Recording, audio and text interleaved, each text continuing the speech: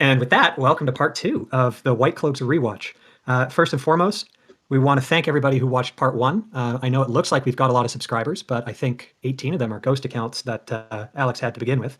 But thanks for the views, thanks for the odd like, thanks for the comments, and thanks to everyone who subscribed. We're definitely going to try and grow this and grow in our notoriety. I think, again, at the outset, for those who have not seen part 1, we should note why we're doing this rewatch. And it's primarily because no one is rewatching the show, period. But it's also an academic question for us as to whether or not the show gets worse or better on a rewatch. In one argument, there's no way the show could get any worse. On the other argument is, well, if you really sit down and really drill into this, you're just going to find more and more things that you utterly despise. Now, again, we're completely indebted to a number of people who have already ripped the show apart, who have caught things, analyzed it over time. Everyone from the White Cloak subreddit, everyone who did reviews on YouTube as the shows came out. We already particularly mentioned The Night's Watch. We mentioned Disparu, Salty Texas Sea. Last week, there was a gentleman that I forgot. It's the Renaissance Nerd. So if any of you guys have seen his videos, he was incredibly passionate about Wheel of Time, and I really like those videos. So said I would shout out, but the Renaissance Nerd, very, very good stuff. And excitedly, Prophet of the Dragon, who is one of our guest reviewers for the night, but we'll get into that a little bit later. So our ambition for this particular episode is to get from Pat and Fane's introduction, where we left off last time, and get to the fridging. My own ambition, I'm going to try and work on my Canadian accent. I'm going to try and slur fewer of my words. I'm going to try and not get emotional. But I am drinking brandy, so we'll see how that goes. Let's do a quick intro to Alex and Pips again, and then maybe we can introduce our guests this evening, Prophet and Trip.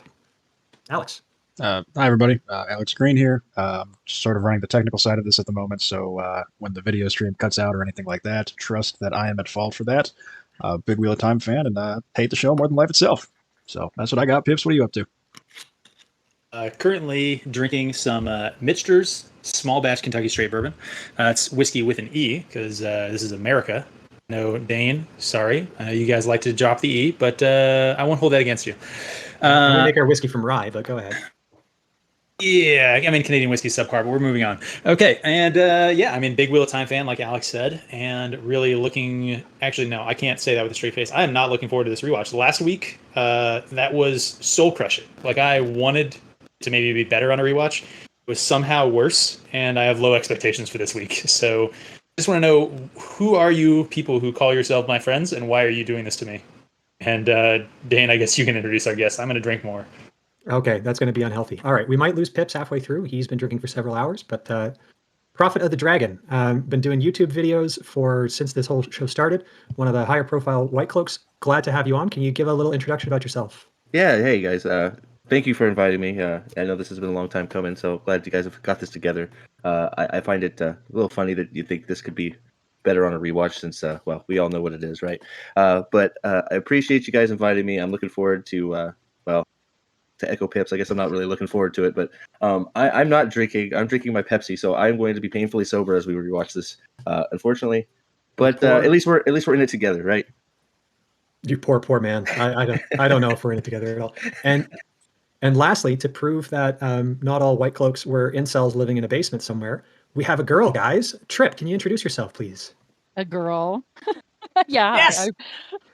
Yes. We have a girl. Woman. Yes. Classic mistake. Woman. Thank you. Exactly. Okay, anyways, so I'm Trip. And is an incel, if anyone was wondering. I don't know. Can she say that? Is she a biologist? Okay, you know what? We're off to a really bad start here This already. is her intro, guys. Come on. Stop it. Okay. So yes, Trip, sometimes known as Brigitte, and yeah, we could argue that, but we're not going to. Like Dane said, yeah, I'm here, to interject with the female perspective. And I'm a big fan of Wheel of Time, have been since actually long before I think any of you. But I love it, love the books, and absolutely hate the show. But I think my take on it is a bit more emotional. The guys tend to analyze a lot, which is great because they point out some, just really great things about the production and costumes. And mine is a bit more emotional about the characters and the character arcs and just how badly so many of them have been assassinated, especially Matt. Thank you very much. And my drink of the evening, of course, is a girly drink. So salute to my raspberry bulldog. Nice. And you know what's really great about this Trip, and glad you mentioned this on the emotional thing. I actually sent the Brandon Sanderson interview to Alex earlier today to rile him up. But Brando Sando was basically saying that Rajanor's whole motivation for doing his Another Turning of the Wheel or soft adaptation was he was really trying to seek the same emotional payoff that people felt when Wheel of Time was new, when the books first came out, and he was just trying to capture the emotion more than the actual story. And isn't that a different rubric for analyzing how fucking awful this show was, that it failed on that level too? Well, I would say it captured a emotion. Singular. Singular, yes. Was it hatred? Certainly Was it not. hatred? Oh, it was a little bit farther than that. I think that's called inner rage. But anyways, Yeah. moving along. Depression's in there too. You My guys are comments at the telling me that time- your emotional resonance wasn't the same when Perrin killed a couple White Cloaks trying to murder him and Egwin as it was when Perrin killed his goddamn. Well, you're getting ahead of Spoiler alert. Save Fair enough. Save these. Holy Also, moly. if we're talking about important stuff here, I think we should do a quick breakdown here. So we just threw out Rajanor, which I think we might have used on the last cast. Obviously, anyone who's a real White Cloak knows who Rajanor is, but for the potentially one or maybe 1 1/2 viewer that we might have on this this video who isn't a former White Cloak, Dane, if you want to break down some of the terms that we might be throwing out in this in this show here. So particular individuals have been bequeathed with monikers that are largely portmanteaus of an element of their name and a Forsaken from the book. So obviously, Fansaken. Okay. So Wraith plus Aganor, the Forsaken creation of abominations, becomes Raganor. Sara or Masana becomes Misara, who is the lore expert from the show, and then Behind the scenes, corrupting. Yeah, lore expert. Creating their wicked children who dominate the Reddits and try and claim that report in on your parents and all that other kind of good jazz. And there were a couple other smaller ones, but I mean they're all small potatoes. So I mean, some of the people who shilled for the show, if they really repent, they might earn a nickname like Ingtar. But I haven't seen that yet. So we've kind of kept it just to Raganor and Misara. Although Raganor gets the brunt of the commentary on this because he's ultimately responsible. With that, I think, Alex, if we want to get started, we're going to try and get it to where the fridging happens. But that's about 20 minutes of showtime away. Again, our ambition here, which we utterly failed with the first part, was to try and do 3 minutes for every 1 minute a show, keeping this under an hour. I don't think we're going to be able to do that today, but who knows? People are still watching this. We get like 80 views. And with That's that, good. That's really good. the other point that we need to do is we actually do need to stop playback like within every 2 minutes because we want this to get posted without tripping up the algos. So we don't want to show a continuous stretch of the show for longer than 2 minutes. So with that, why don't we do the Pat and Fane Gandalf rolling into the Shire scene? We do this last time. Do we have to do it again? It's still too fresh. We got this far, and this is where we stopped. And here come all the kids and the fireworks coming out. Gandalf! You know what's funny is that they don't actually even show the fireworks.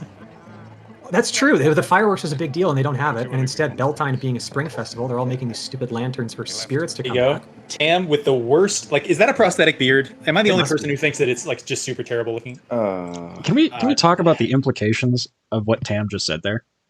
Because he's Because a real big fan of Egwene's mom, like obviously. On the the basis, implication there is that Tam sees that Egwene is mad that Rand left her. Like, isn't the implication there that Tam is aware not only that they boned, but that they then had relationship problems and Rand left? Tam is fully aware that his son, an upstanding member of the Two Rivers Society, just threw the purposes of YouTube, a nice hot hoof bang at Egwene, and then left, and then just left in the morning. And he's like, yeah, he does that sometimes. Yeah. well, yeah. to be fair, Egwene probably paid him to leave. Right? Well, the fact that Egwene would even do that, like, just how they, it's crazy. Okay, I want to make one quick comment about where we have this paused right now. But which of these two, from the basis of how they're lying and who's being caressed by whom, who do you think is pregnant, Perrin or his wife? Perrin is definitely 100%. Trip, would you like to weigh in on this? Which of the two people there is a birthing person? I'm just not even going to. All right. I am not a birthing person myself, okay, in that particular respect. So yeah, I'll let you guys move on from that one. She's not a doctor, guys. Okay, relax. She's not a doctor. biologist. She's not a biologist. And we are canceled for sure. All right. Okay. We did our best. Okay. Yeah, good Let's go company run, then. guys. Who do you think made that wedding ring, him or her? I'm just kidding. All right, he's setting up all this. Oh, here. Oh shoot! Did we already miss? We already missed it. We get What do we to Wait. Pause here real quick. The destruction of Matt begins. Pause here real Lovely. quick. Hey, that's Before not we go true. into The the destruction of destruction of Matt Matt. started with his gambling addiction. Well, That is for true. me, Trip is yeah. going to have some stuff to say there. But before we go too far here, Anybody else notice the all the scars on her arm while she was I kind of was- caressing him there? I was gonna say something, but we moved right Yeah. by it. I was like, "What is that?" So can we just confirm here for sure that she is clearly the blacksmith in this situation? No, right? no, she could be depressed and cutting herself. Or she's on heroin. It's a grim dark Two Rivers. Like, what do you think? Oh man. The Two Rivers Tabak wasn't enough anymore. She just had to start sticking herself with heavier stuff. That's what those are track marks. Oh. Oh my God. All right, guys, the White Cloaks have arrived at track marks. All This is right. going to be a long episode. Well, there's 5 of us to make fun of this, so this is going to take a lot. Maybe we should stay at the outset. Yeah, a 5-to-1 ratio might actually be more realistic for this one. But let's keep going and get through Matt's character assassination, part 1. We can Or is fast this part forward through 3 that, right now, That's right? part 2 or 3. Yeah. Degenerate gambler, muff diver, and now thief. Yeah, this bugged a lot of people for so much because he is not a thief. Yeah, He's did you guys book catch saying that? it. What do you have for me this year? This is Yeah, not exactly. the first time he's done this. He is Oh, yeah, a no. repeat offender. Oh, Yeah.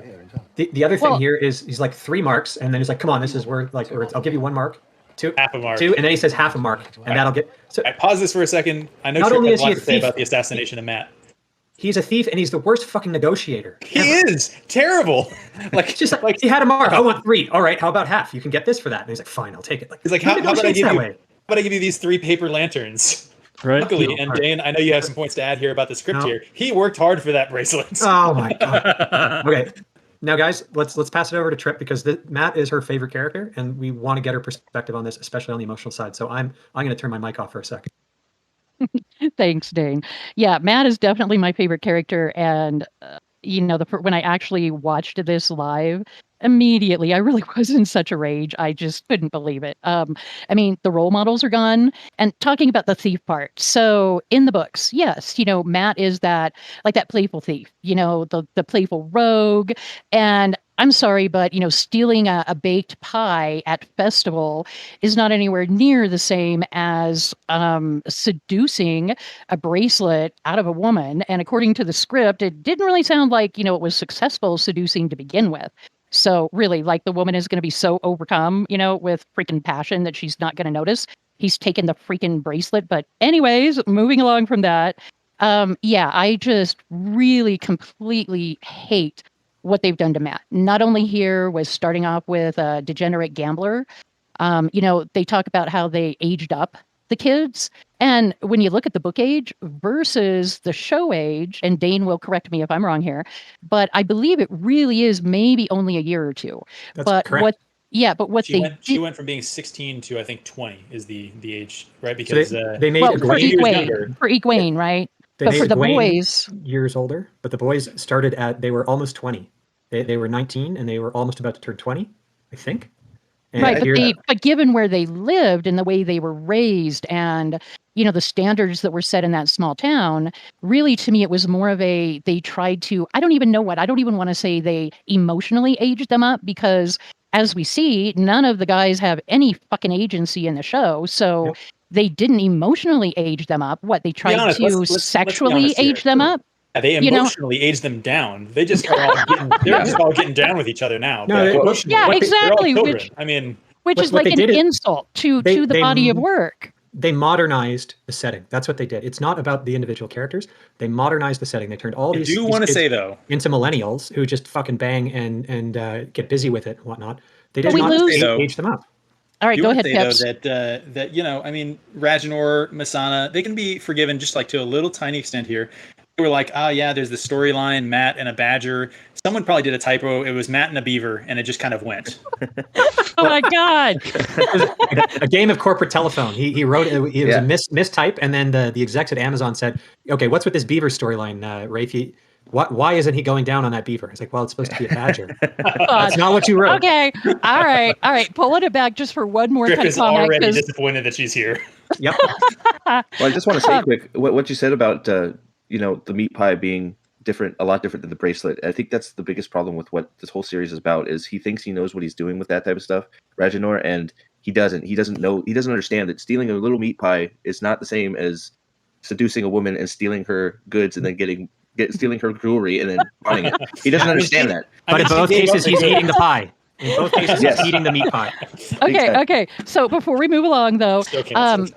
one thing that really bothered me about all of that we've been talking about is that, to me, anyways, you lose that connection with the characters. Being able to, see them as quote unquote young and naive and coming from a small village, so that later, when they start to go to larger towns and experience, the dark things that they do, and even, some of the really cool and fun things. I mean, we all know they skipped Bayerlawn, but even just that, oh my God, I came from, this small town in or near the mountains, and they go to what we would probably consider a very small town in itself. But to them, it was so awesome in the books to experience, their wonder at that. And then as the books go on, that continuous wonder, but then that arc goes to, they start to, in some ways, get a little jaded because they've been there, done that.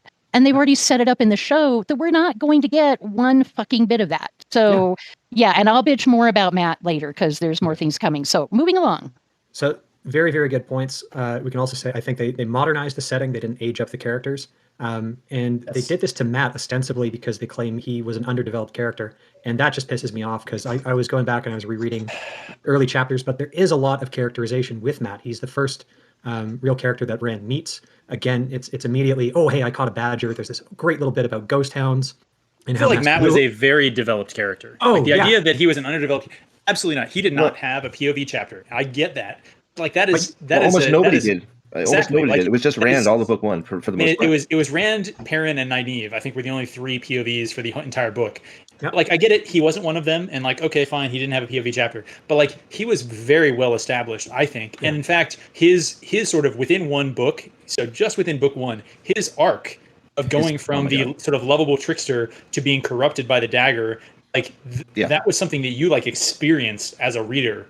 And the idea that he was underdeveloped, like, sure, he was underdeveloped if you read the Cliff Notes. Like, I guess, I mean, I don't know. I read the book. That was maybe my problem before watching the show, is I shouldn't have read the book. He wasn't underdeveloped. He was just expanded so much more in book 3. They did arguably do a bit of a soft reboot when he got healed from the dagger and he started manifesting his luck for the first time and he got additional powers in his first POV. First POV chapters, but Matt goes through the most changes probably the fastest. I mean, he goes from book 1 being, the lovable, mischievous guy, and then, but gets the dagger and all that stuff. A wider point with this whole fucking show, with trying to do the ensemble thing and trying to do the who is the dragon mystery thing, is by doing a mystery, they purposely underdevelop the characters to keep the mystery alive. But then they save spread the who is the dragon thing the for the recap, because we need to probably move on. Trip, do you have anything more to throw at the problem of this scene and Matt's character destruction? Otherwise, I think we need to move on, or else we're going to be 17 hours long. Nice. Yeah, no, exactly. That's fine. This particular scene, we're good. Go along. Plus, I'd love to get off of this shot. It's nightmare fuel right here. Pleasure is all. One thing about Matt that I feel like doesn't get talked about enough is Matt's big thing in the book was that he was the one that was carrying Rand after the Channeler's sickness. Yes. So his big... Okay, right here. You think Violet is already here? Exactly. Pause, the two of them have no idea the fact what is happening. But here's the thing: he should be sensing it because that's a warrior power. But they throw that out the window. But at the same she should be time, sensing it. Yeah, but here's the other thing: she should be able to sense power levels in other female channelers, right? She went right to Nynaeve and knew that she was the wisdom in the books, and could tell that she was powerful. And she developed that affinity for Egwene almost immediately. But later on in the show, we'll see he's like, "Oh, I had no idea that she could channel." It's like, "You've been keeping this from me." No, I didn't. Like, that's their whole basis for their political drama. But apparently, they're either establishing that they cannot. We can't talk about the man in North Harbor until episode 6. Yeah, that's How do you guys feel about the lack of water cloaks? Very good point. Prophet, you can't do that to us here. We're trying to keep a timeline, and you're over here throwing out things that they could have done on an inexpensive budget. Well, there's a TikToker that did it. It's like, okay, any freaking excuse that it's too complicated just went right out the freaking window. I mean, hell, the audience would have been happy if they had just done. He had a same cut cloak. He's got no cloak. Colors between pajamas. He has no cloak. No cloak. Like just wait. Put a cloak on. He's got no cloak. He had a cloak when he came into the inn, which was another thing that pissed me off, trying to be a pretend Aragorn, or something. And good call. Who knows? It was pretend Murdral. Remember that when he walks into the wine spring, because they swapped out the prologues, that should have been the establishing shot. That's probably why it was so damn long. And he couldn't see. And I know you guys are going to rip on me, but were we supposed to believe he was a Murdral? Because at that point we hadn't seen the Dark Rider either. I'm going to quote Star Wars. Well, I'm going to paraphrase Star Wars here. I think he's a little short for a Myrdral. Yeah. See, I'm going to say you're giving them too much credit. They don't have a direction, much less capable of coming up with misdirection. Like, Yeah, The writers no way. right now. So wait. Imagine the writers No. are watching this. They're sitting there saying, "What is a Myrddraal?" I'm a moderator on our Wheel of Time or our Watch Show, and I'm saying, look, what they were really trying to do was to fake out the viewer and make you think that that was a Myrddraal, and that's why they cut the Myrddraal from the Quarry Road scene, because we needed to add the suspense. And then they forgot that they cut that because they changed the prologues out. And thankfully, you should have had that big sigh of relief when Lan walks in or reveals that I'm Lan Mandragoran, and this is Moraine, even though you didn't ask. But this is Moraine. And we just ruined the whole. Can't revisit beginning of last the story. episode, Dane. Sorry. I'm sorry. Okay. No, I'm going to for 2 seconds. What about his freaking boots? And Yeah. maybe I'm completely wrong, but the boots Second, I kind have of a threw me. comment. Just I have- throwing that I have out. a comment about Egwene's boots in the next scene here. So, All Boots. Tips has a comment about boots. All I'm going to say is that I know I'm a thing or excited. two about shoes. Oh my God. Moving I on. think- Yeah, maybe we can move ahead, but again, like we got to do these pauses. Oh, fuck this scene. Oh, here we go. Go Wait, straight oh, into I it. hate this scene. Colin, The boots, legendary. It's let's happening. go. He's already crying. We're- He's we're- already it's crying. happening. Look at that. Look at Egwene's boots. Look at Does those. he things. have What is she wearing? Does What he is have she like wearing? one brown eye? Actually, kind of like those. Okay, maybe No. not for the show, but generally she's speaking. inexplicably wearing galoshes. Like, what is happening? Okay, but I also want to say my first thought when I watched this a couple of nights ago, just I guess to torture myself, is, and I'm going to get crap for this, but I'm sorry, what a freaking tease. She already knew. Okay, anyways. She came out there just to dump him, and he was like, "No, I'm dumping you first." And she's like, I'm about to tear up now. Man carrying thing had a good point where he was basically saying this whole Ross Rachel on again, off again, on again, off again. Oh, it's so boring. Can we just But because move they on? do that, it just grates on you because they constantly revisit this throughout the show. And fuck, one of the best things about the books was actually that this relationship was set up and then it ends up petering out. Because when Min does her prophecies in Barrelon, I didn't want to believe that when that came out. And when I was first reading the beginning of The Shadow Rising, where they hand Rand off to Elaine, I was like, Egwene, how could you? You just went through your accepted test in the last book, and like everything that they tortured you with was about Rand, and now you no longer feel anything for him? Say it's not so. But anyways. Okay. I'm getting emotional. I should stop drinking. Barrelon, that's not in the show. What city is this you're speaking of? Oh, sorry. Well, we should have said at the outset. Again, full spoilers, obviously for everyone, but high level of book knowledge, companions, all other reviews, all other news articles that have come out since. We're going to incorporate it all into our analysis. Anyways. See, if you ever wanted to convince me that Rand is not a character, this is his 5th scene in the show. And in all 5 scenes, he is either talking to or about Egwene. Yes. And you can go back and watch the this. reverse Bechdel test or whatever, that you wrote about? I would say probably 75% of his lines are start or end with Egwene or involve Egwene. It's ridiculous. Prophet, you're 100% right. He has 8 scenes in this show, or 8 scenes in this episode. In 6 of them, he's talking either about or to Egwene. Yep. Hey, I nailed it. This is why Alex and is in so one valuable. Of them, He does the and in technical one analysis. of them, he's really flaccidly shooting an arrow at a Trolloc. No, because remember that scene, Tam teases him about how in love he is with Egwene. Of the 7 lines in that scene, I think 3 of them are about Egwene. I was talking about the one that we're going to watch in this episode where he shoots a Trolloc with a Two Rivers longbow, and the Trolloc's just like, yeah, what? Yeah, that's right. I forgot the immortal Trolloc. Oh. And this is why on White Cloaks, Rand smart. Simp got the moniker of being a warm dildo because that's what he is in the show. It's Randall Simp. Randall Simp. Randall Simp. Randall Simp, the worm dildo. Anyway, I'm kind of wondering if he has heterochromia with his eyes, but he doesn't look completely blue-eyed here. But I'm gonna. They just forgot to put one of the contacts in. Yeah, probably. Wait, All no, right. they didn't put contacts in him. They couldn't even get Land's eyes blue. I mean, if they come on. Well, that would have been. Well, nice. I do have some comments about Narg having some blue eyes in this one. Oh, obviously. All right, let's keep going because sorry. I don't know when we started, but we started doing this a little bit late. But I think it's already midnight. Does anyone even have anything about this terrible scene? Can we just skip this whole like One Tree Hill, like the two of them? Well, that's the thing. Keep it One Tree playing, Hill. but there's so much weight. I might still do it, but just the amount of wasted time. Flatline on this. Like You guys they said remember in when the I Two asked for a Rivers One Tree instead of Hill? Emmons Field. They never say Emmons Field in the entire fucking show. I hate it that they turned Emmons Field or the Two Rivers into a fucking crossroads and not the ass end of Forever because everyone seems to be going through the Two Rivers in order to get where they're going. So it seems like they're hustle and bustle. One of the things that's so amazing about the writing of this show is that Rafe wrote episodes 1, 2, and 8. So there are all sorts of things that are set up in episodes 1 and 2 that pay off in 8, but that have not been mentioned a single time in episodes 3 through 7. So this right here is This right here is supposed to be the setup for the thing in episode 8 where, he defeats the Dark One because of Egwene's career goals. They're just hitting their cry quota. That's all right, pause here.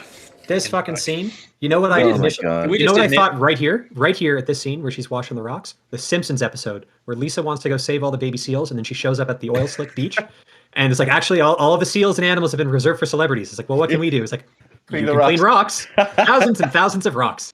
That's what Nynaeve is doing here. You remember the theories coming out about this show when it was first kind of airing, first couple episodes released, and everyone was like, "Oh, there's going to be the Eye of the World. It's going to be the well in the two rivers, right?" Like, looking back, people who thought that Raginor and company had a tenth of the talent and ability that Robert Jordan did to actually establish and set up future events. There was so much wrong. There was so much wrong with that color swirl scene. I'm kind of glad it was cut. But God, you got to be wondering, were they working on it to the 11th hour that made it to the trailer that landed Alex, in if you want to keep playing here, I think we can talk about what's going.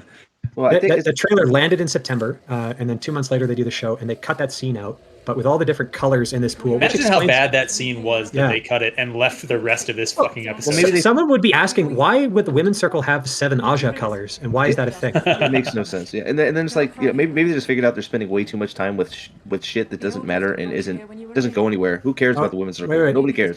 Nynaeve is now the foundling, not Rand, and Moraine is now super kind of like, I can't remember, are these little towns? No one knows it. How long have you worn a braid? Oh, that makes you how old, kind of thing. But I want to give a shout out to, I think, Pips, you mentioned this the last time, but the fact that they started revering Aes Sedai in the Wine Spring meant that Nynaeve needed another bullshit reason. Right here. Okay. So antagonistic. See this? The woman who raised her. No, Dane. See this? Pause. Okay. This is the line that she just said. The line that she just said about the woman who raised her is 13 when she realized she could listen to the wind. She went to the White Tower. She went to the White Tower. You understand that they just in episode 1 established that Nynaeve knows that she is channeling the one power. That's right. Because later on, they're beside each other listening to the wind. Yes, the whole listening to the wind equals the one power in Nynaeve's mind. Episode 1, however many fucking minutes we're in, and the whole like, oh, Nynaeve's block is anger versus I don't know whatever the fuck the show. She's got no block in the book. No, she's got no block in the show. Now, she knows she's channeling the whole fucking time. And Raginor is a piece of shit. Now, Moraine doesn't know that Nynaeve can listen to the wind, which is the only defense for Moraine. Nynaeve knows that she can. Yeah, but this is the only defense why Moraine, who can't sense her channeling, because we've established that now, doesn't also clue in. But Nynaeve, if she can listen to the wind, should know. Idiot. That is true. But, yes, we have. But then the other thing that we got to mention about this, it comes a little bit later, that they turned her away for her ratty clothes and her peasant accent. And I think linguistically, it's written poorly because they took one look at her ratty clothes and peasant accent, and I have to ask, how the fuck can you look at an accent and then turn her away? But yeah, that is completely counter to how the Aes Sedai actually work in world, where they will take in anyone with ability, and they aren't this snooty elitist organization that they've now been turned into, because Raginor obviously thought having Moraine walk in the wine spring, flash her ring, and be immediately respected rather than feared or mistrusted was more important than anything else. And so we had to sacrifice the Aes Sedai as being a somewhat inclusive organization. It's fucking garbage. Anyways, keep going. See, okay, I'm going to do something that I almost never do, and I'm going to make a defense of... Boo!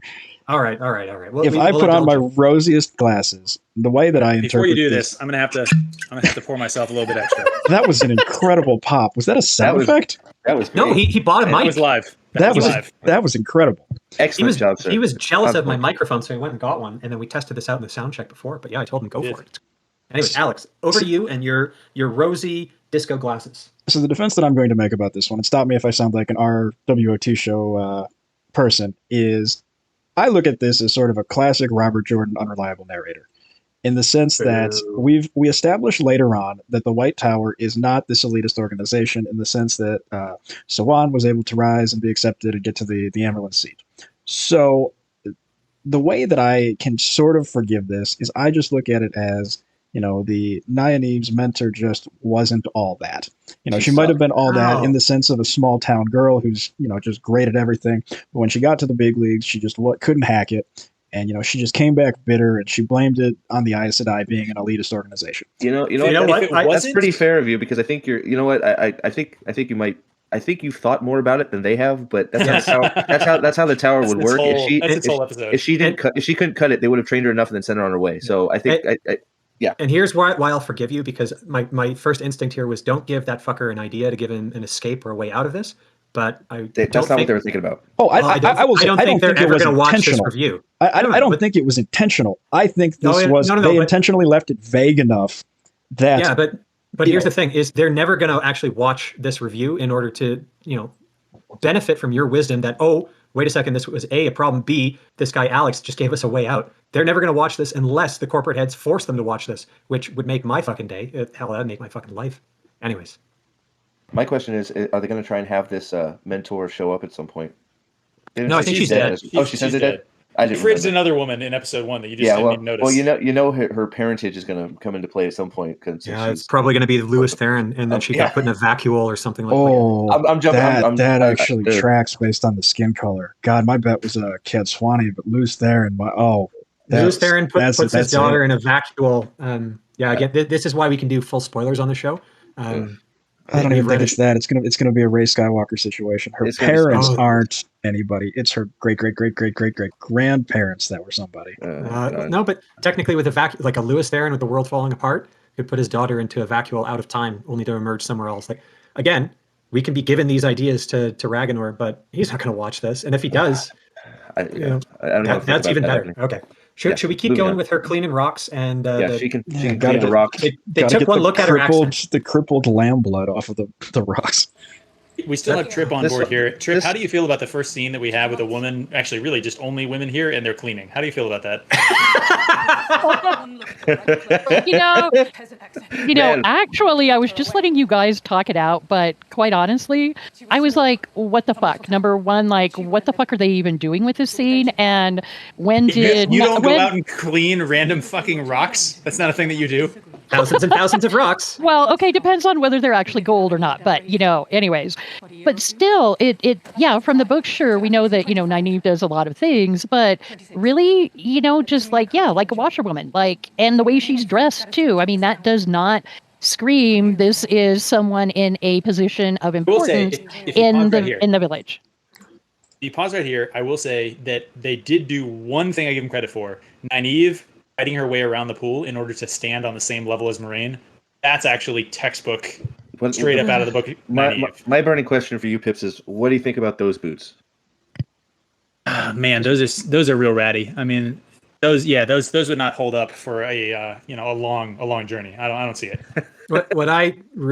And Trip knows this, but what I really hate about this scene is how people commented after the fact that it just showed how smart Moraine was, because she's cleverly able to discern Nynaeve's age by asking how long she's had a braid. And she I've had it for 5. And it's like, oh yeah, Moraine's so smart. Just fucking wait. She is the dumbest character. She is so dumb. Well, and okay, since we're on Moraine, now this goes back to the ring pops that you guys already talked about, but I just have to add, so I just have to add one different perspective there. Okay, if you're going to wear a ring, just a ring, irregardless of the fact that is just... Irregardless. Just, you don't project the color of your Aja, you're just not going to do that. But anyways, it is one of the most impractical pieces of jewelry I've ever seen. She's not on Instagram, trying to get her followers to buy it or something. It's bigger than a Super Bowl fucking ring. Schwartz. Maybe, and you know what? Her snagging that ring on things and then leaving things all over the place when she's in the wilderness, maybe that's her tell. Okay, whatever. I don't fucking know. All right. Anyways, moving along. I'm so glad Trip is on this. All I can think of with that ring was just Spaceballs and waiting for a lightsaber. That's all I can think of. I see you have the ring, and your Schwartz is as big as mine. Yes. I just thought of candy from when I was 5 years old, and those ring pops were a thing. Anyway, so bad. Okay. All right. So you say that, and then we've cleaned the rocks. Then I start thinking about Ryan Reynolds and Deadpool and the ring pop. So Well. Irregardless, nobody should even know at this point she's Aes Sedai. That's the biggest problem with this whole freaking thing. But moving on. Everybody knows, except the White Cloaks, who we'll see a little bit later. People whose job it is to find Aes Sedai. They're stupid too. Yeah. All right. He's got all these rings on his. Wait. Here we go. Great scene coming up. What time of day is this? Do you think? early Is this- morning. is- These is people this- are fucking drunks. This is when Pips and I started drinking. This is at like 10:30 this morning. I did say Something that happened with with a little bit of Egwene. judgment. I'm actually 6 of just 6. Brand has been in 6 scenes and is now. Oh, fuck. I don't think Look I at mentioned Perrin. this. Watch Perrin in this scene. He needs to shave his fucking beard. So does Ryan. Egwene's driving Rand to drink in the morning. Oh my gosh. Here we go. Alcoholic. Nynaeve is still can crying. listen- Or She sorry, knows she can Egwene's listen to still the crying. wind, so she knows she can channel right here. It's happening. Push her in. Push her Okay, in. guys, Oh, thanks, guys, right. What a big reason why I wanted to do this whole rewatch was for additional insights into this fucking shit show. And I don't think anyone has ever captured in a review what Pip just captured here, which is precisely that Nynaeve knows listening to the wind equals channeling. And here they are listening to the wind. So Nynaeve should know she can channel herself and Egwene can channel. Yeah. Yeah, I didn't think about it until you guys said it. This, to be honest. like I said, this. So we talked about this before. That is a phenomenal I said- insight, and it makes the show worse, Yes, it which does. leads to kind of the whole reason why we're doing this. Does the show get better on a rewatch? And no, it It gets is worse. not. No, And we're about to see Now, one this thing here- Throw a pause in here because Yeah, yeah. we're approaching our 2 minutes for Amazon's bullshit Yeah, yeah. algorithm. And then Other keep going. than Land's fucking spins here, which make no sense. But I hate his this- sword too, by the way. But Yeah, moving on. everyone does. Like it, I have a better sword, and it's the Relics Herod Mark sword. Yeah, I bought it a while ago. I didn't say it on the live stream, but I'll give you guys. the Dane's joke a big again. spender, everybody. Now, When I has bought- Shad commented on this? Because I've actually Yeah, seen. he has. did. Did he? Shad Okay. did. As Chad did a Land phenomenal is, video Land on is this. supposed to have a normal side sword, Yeah. not a sword on his back. All right. Either way, let's move. Here's a bit for Trip. When I bought the sword, this was years ago, but I mentioned it in the office, and I got burned probably better than I ever got burned before. An associate basically said, "Oh, you bought a sword, huh? Fought any girls off with it yet?" Yeah, I had no response for that one. Did you lie to him and say yes? Yeah, I did. No, Was he talking about your man sword? I was talking about my Heron marked replica sword. But anyway, Lan here is doing ridiculous spins for no reason. If we, a little bit ahead, we zoom out and it's sheep carcasses and a dragon's fang for some reason. Oh, Yeah, so I was going to organized. pull this out as well. It's This is art. where- Dragon Fang has never, in the entire series of the books, been used by the Shadow. It's a Trolloc art piece. That's all it is. What the fuck? This is Game of Thrones mimicry, right? It is. It's episode 1, fucking Game of Thrones season 1, where they have Yep. the dismembered bodies in the woods, and they're like, "Oh, that was such a great image. We should do But- that in our show." Yeah, Right Fuck here, off right show. here. If Lan was a decent person, which he is in the books, but right here he should be running back to Emmons Yes, Field he would be. and Yes, warning, yes. and being like, "There are Trollocs in and around. We need to go." But he doesn't do that. So Yep. they didn't sense the fade. They had suspicions there was the eyeless around. They didn't say anything. Well, they see this fucking shit For and- no reason. You're Do you absolutely think right. one of the eyeless is here? Meanwhile, in the actual lore, Yeah. they were surprised Oh because my God. no Trolloc has been seen this far south since the Trolloc Wars over 1,000 years ago. Well, Now, what- here, just a throwaway line. Do you think one of the eyeless are here? I don't know. They show up wherever they Dude, feel like they just want to, that, right? That Well, line fuck is it. that line is so stupid. Even it just the more you think about it, because a fade would rip that whole village to shreds, just the one. And for them to just be like, "Is there a fade around?" It's like, if you even think that, or why aren't you in full on panic mode? What's happening? Should have just sent 3 or 4 fades, and I don't know. Fuck it. My Well, favorite bit about and this this- from a cinematography standpoint is they literally don't stay on it long enough for you to be able to see what it is. Like they literally cut before the shape is finished. Yeah. Right there. Yeah. Okay. We're to believe that a Trolloc isn't just going to eat those things; they're just going to bite and what? Everyone they're not knows bloodsuckers? Trollocs, they save food for later. I mean, they're very sort of Yeah. conscious, Yeah, they think you know. about the environment, and they We want do, to just make we, sure. we do I believe hate- later that he'll eat another Trolloc and just leave a fresh body there. But I'm getting ahead of myself. I hate Lan's spins in that scene. I really, really fucking hate it. I hate that he doesn't go back and basically warn everybody about this. I hate so much about this. The land spin in that scene where he is 18 inches away from the first sheep corpse and he spins. Like Spins it was away, like he spins away from the shape. Yes. You know what I wish they did is had him get on one knee and taste put his fingers in it and taste Is this it. live? Is this Trolloc? Is this Trolloc work? Oh, is, sheep's this blood. natural? Trip, you had something you wanted to say. Yeah, I was just going to say, to me, it also seems like they're, I don't know, trying to give the book readers some type of a little Easter egg, like, ooh, look. But That makes it another worse. problem I have with the show all the way through is they, in a lot of ways, they treat their audience like they're complete idiots, quite honestly. They're Thank just you. shoving things in your face. And book readers, too, especially like, oh, here, let's put in this little Easter egg because that will satisfy you. Well, you know what? Clap like seals. Fuck you. No, it doesn't. Yeah, Yeah, exactly. Yeah, they're like, hey, how about I take a shit on everything that you love, but I'll throw you an Easter egg. Fair Well, deal, you're- right? You're Better absolutely yet, right. I'll shit in the shape of a fucking dragon's fang, and you'll love it. Yeah, no, you're I would absolutely be right. fascinated to know what people who hadn't read the books thought about that scene. Because I have to So- imagine so- it's like, well, apparently Trollocs arrange sheep corpses in the shape of the number 9. So here, Well, here okay. I want to do a quick shout out to people who will never watch this because they're doing their reread right now. But Nerdy Nightly and the Nerdy Wordy Book Club, um, two folks from Calgary, which is where I'm from. Great people. They were America's originally hat. yeah, okay, whatever. They were original show watchers. They watched it while Ontario was under lockdown. They liked the show. We can't really fault them for that. They didn't know what they were getting into, but it prompted Disagree. them to read the. It prompted them to read the books. They're midway through Shadow Rising right now. They do a weekly podcast. I really like it. These guys, they've got fantastic reading comprehension. They catch so much. They theorize. They pick things up. It's really, really good. But it's fascinating for me watching it as someone who hates the show is seeing them kind of open their eyes as they go through it steadily more and more as to how much was actually ruined or undone by the show. And whereas I think at the start they were very, very positive about it, they've mellowed quite a bit about the show. And I'd be very interested to see once they've read all the books as to what their opinion would be of the show on a rewatch. But neither here nor there. If you're interested in Wheel of Time content, the Nerdy Wordy Book Club by Nerdy Nightly, I get a kick out of it, or I honestly, I really just enjoy them going through the books because it's a fun exercise for me as well. So really nice people, and we shouldn't fault everyone that likes the show, and at least it got them reading the books. That said, I think it's a shame that not a lot of people are actually reading the books because of this show. Yeah, Dan, I'm Well, just going to and- tell you, man, I disagree with you. This show is trash. This show is steaming trash, don't- and I I judge don't- every No. person who tells me that they like it. I don't understand how you can. They didn't- I mean, it's not even a good show, let alone Wheel of Time. Adaptation. It's just not even. Which is honestly, that's what we've been going through here. I mean, Yeah. like, hey, we pull out lore problems, we pull out whatever. But the biggest thing that we're honestly hitting them on is like, hey, you're making a TV show, and the inconsistencies within the world that Yes. you're creating But, are but just here's what I'll crippled. give credit for them is they probably would kind of own up to that if it was shown to them. But I mean, Well, I think- much of modern media or even past media Yes. crap. Once you put a critical lens on it. Yep. But what I'm basically trying to say is I don't want to fault people as being kind of bad people for liking what. Oh I hate. no, I don't think But, that's. but I don't think anyone on White Cloaks or anything like that actually feels that way. If you like it, it's fine. I just don't understand how you can. That's just, and that doesn't make you. I Yes. don't understand how Yeah. you like it. That's all. That's all. And you be respect honest, that to be a honest, lot I more would- people. I would people add who- even and say that I'm jealous. If you are a book fan who actually likes the show, I'm fucking those jealous. don't exist. Those don't exist, and that's why I think this is so. It's a fascinating thing to watch. Is they're becoming book fans as they go through it. Like I said, they're on the Shadow Rising right now, so they haven't actually gotten through Lord of Chaos. Oh, but- good lord, yeah. My son did the same thing. He watched the show with me and didn't understand why I was so angry, and he just finished Eye of the World, and he's like, "I get it, I get it."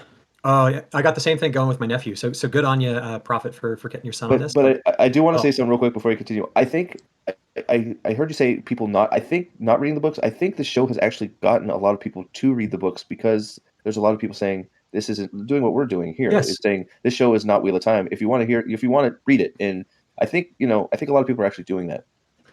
A lot, but the difference is if you compare the bestseller lists to when Game of Thrones came out, it's nowhere near That's fair. how successful. Like, so a really, really good show would have gotten more Yes. people reading The Eye of the World. Yeah, and you're correct. I don't think that's comparable. So that's what I'm lamenting. I think it's great that people who like the show are deciding to read the books, and maybe they're realizing the show wasn't all that and a bag of chips. But if it was a Game of Thrones early season level adaptation, I think we'd be seeing a hell of a lot more book readers because of it. I agree. You're right. I can That's see. what I'm sad about. Yes, sir. Alex, All right, roll so- the clip. Wait, I have a quick question for you guys, actually, about the dragon's fang and the sheep. Wasn't it just Dark Friends that used the dragon Yes. fang? Yes. So Yes. what are they saying? Are they saying that there were, Alex, you know, our on dark the- friends. They're saying no, Land no, is no, a no. dark. They're saying Land is a dark friend, and he killed all the sheep. No, so the dragon's fang was not used by Dark Friends, although Dark Friends could use it. It was used by the White Cloaks. It was used by anyone who was a bit of a shit disturber in village Yes. or whatnot to basically mark someone who was. It was a sign of evil, Yeah. right? Yeah. Right. But- So who killed all those sheep and drug them into that shape? It's The supposed to be Trollocs and Ragnar being You're- an absolute idiot who doesn't understand that the Trollocs would eat don't them. actually like Luz Theron. Is The kind of Trollocs not will- their fan. The Trollocs would eat the sheep, and they're also not capable of art projects like that. Well, the funny thing is Hey, Oh, Narg is Nard smart. might be. they'd eat Narg the is sheep. And smart. they'd eat the sheep. We and got right in some the dark village. comments coming. I mean, what? They're already there. They wouldn't have stopped if they're. I mean, they just like why? Yeah, it's- if they're already there, like but- making art pieces, why haven't they invaded the village and killed everybody? But this is the whole Because point we about got a cool visual out of it. that's what it is. This is them trying to ape Game of Thrones, right?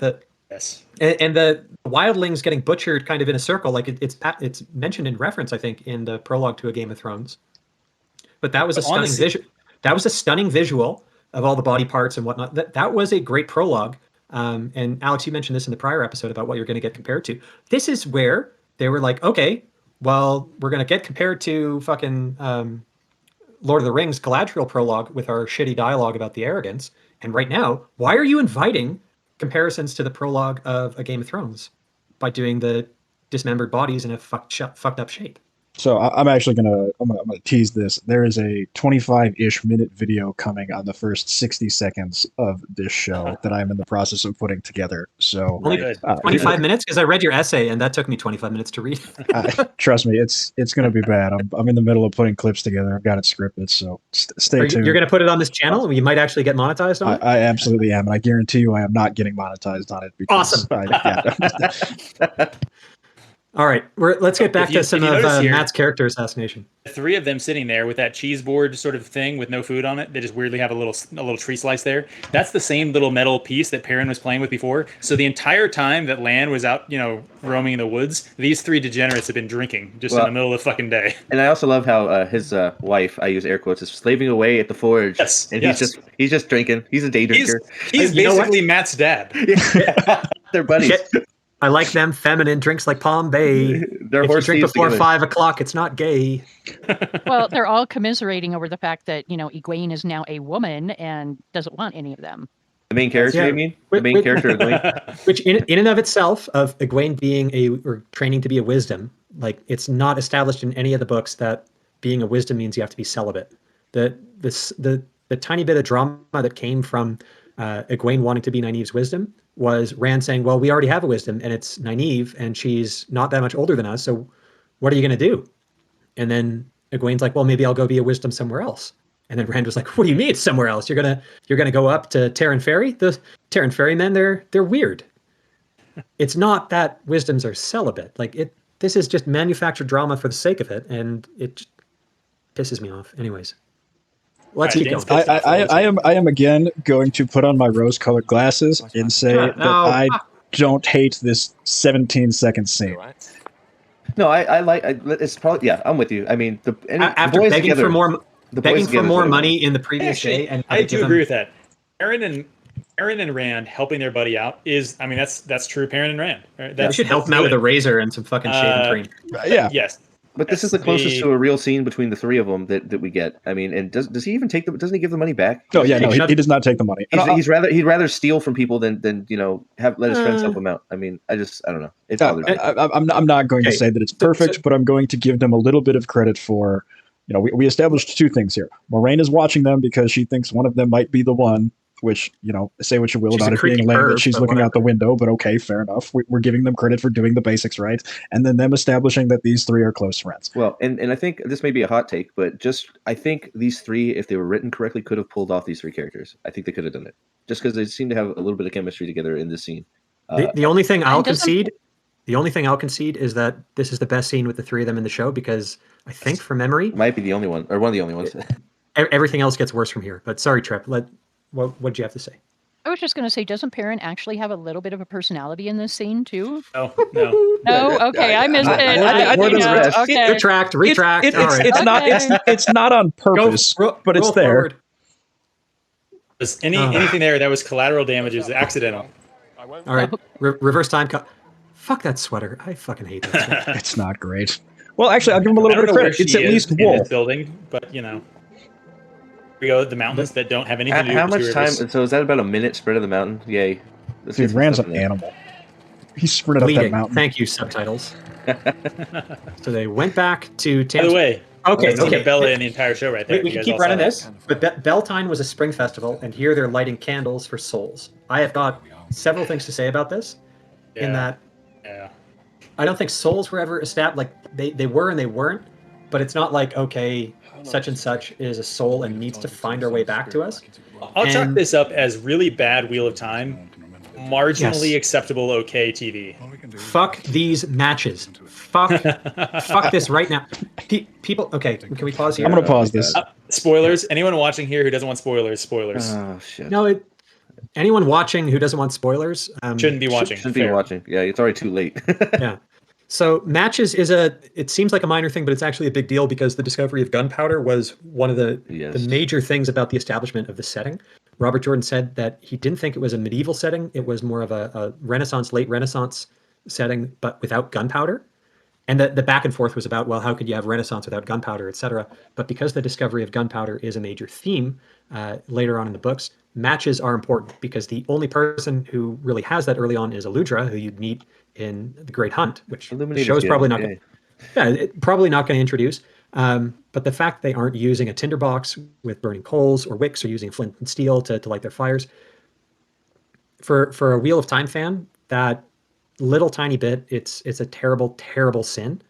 Well, it's taking more away from Matt's arc too, because it's a big yeah. It's a big part of what Matt discovers and his genius, the whole thing with the Bell Founder, etc. How he sees the applicability to war, etc. But the other thing that this scene pisses me off about is where they start ruminating about the souls needing to find their way back. And I think it maybe comes a little bit further ahead in the scene where they're doing the monologuing about what the Wheel of Time is and life cycles over and over and the chance to be reborn and the chance to go over and do it again. No matter what happens, you ought to... Yes, I have a point to make here.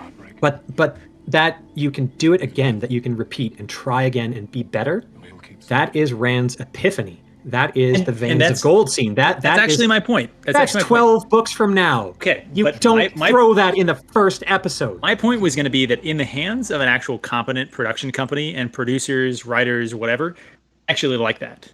Right? Like a little bit of a drop of Rand's ultimate realization, I think is actually really good. Fortunately, that's not what we get. Right? So like in the hands of some competent... The hands of a competent producer, great. Unfortunately, and we'll see this in episode 4, right? Instead of seeing a little bit of foreshadowing for an ultimate realization and a really good tie-in on one of the important themes of the book, instead, we see a throwaway line in episode 1, and then episode 4 just drops a giant fucking shit on that concept. Yeah, when Logain steals it, but it's also the fucking Tumblr-made bartender who steals it as well, who basically takes Moradin's whole motivation for wanting the wheel to end. So the idea that the wheel keeps turning and that you get a chance to redo it is viewed on one end as a positive, and that's ultimately what gets Rand through everything. And anyone who just go reread that scene. It's in a Brando Sando book. Maybe Robert Jordan wrote it verbatim before he passed. We don't know. But that is the climax of the whole series. When Rand is contemplating ending it all, and he has the conversation with himself, with his madness on top of Dragonmount, and he comes to the realization that it's all about love and about the chance to love again. That is, in essence, the Wheel of Time. That is why everyone that I'm talking to right now, everyone watching this, loves the series, loves the books. And it's unforgivable that they're basically trying to parrot those themes this early without setup, because you have to do the setup to get the payoff, and that's not happening here. Fuck the show. See, okay, I'm going to do it again. And people are going to accuse me of being a Rafe Sworn, but I'm going to say, at least in my life, I can think of so many instances where, my dad said something to me and I blew it off. And then I remembered, years later, after life had punched me in the face a couple times, where I was like, wow, I'm an idiot. He was totally right. So the idea of Tam explaining a concept to Rand that it takes him a couple years and a couple rough life moments to appreciate, that doesn't bother me. Well, I'm going to say that given the medium that we're in and the limited amount of time, and I don't like that excuse for most things, but I'm going to give it to them here, I think explaining the reincarnation deal is helpful and important, and if they did it a little bit ham-fistedly, I give them, because they're morons, some amount of credit for doing something right, albeit ham-fistedly, versus just doing something wrong. Well, a little bit. I agree with you. I agree with you. That's what I was saying, that this scene in the hands of a better producer and a better sort of team, right, could have been good in a broader concept of the show. Unfortunately, they didn't use it in that way. I have a completely different view of this whole thing than you guys. Go ahead. I look at this as 2.5, 3 minutes of wasted time that could have been used on something else.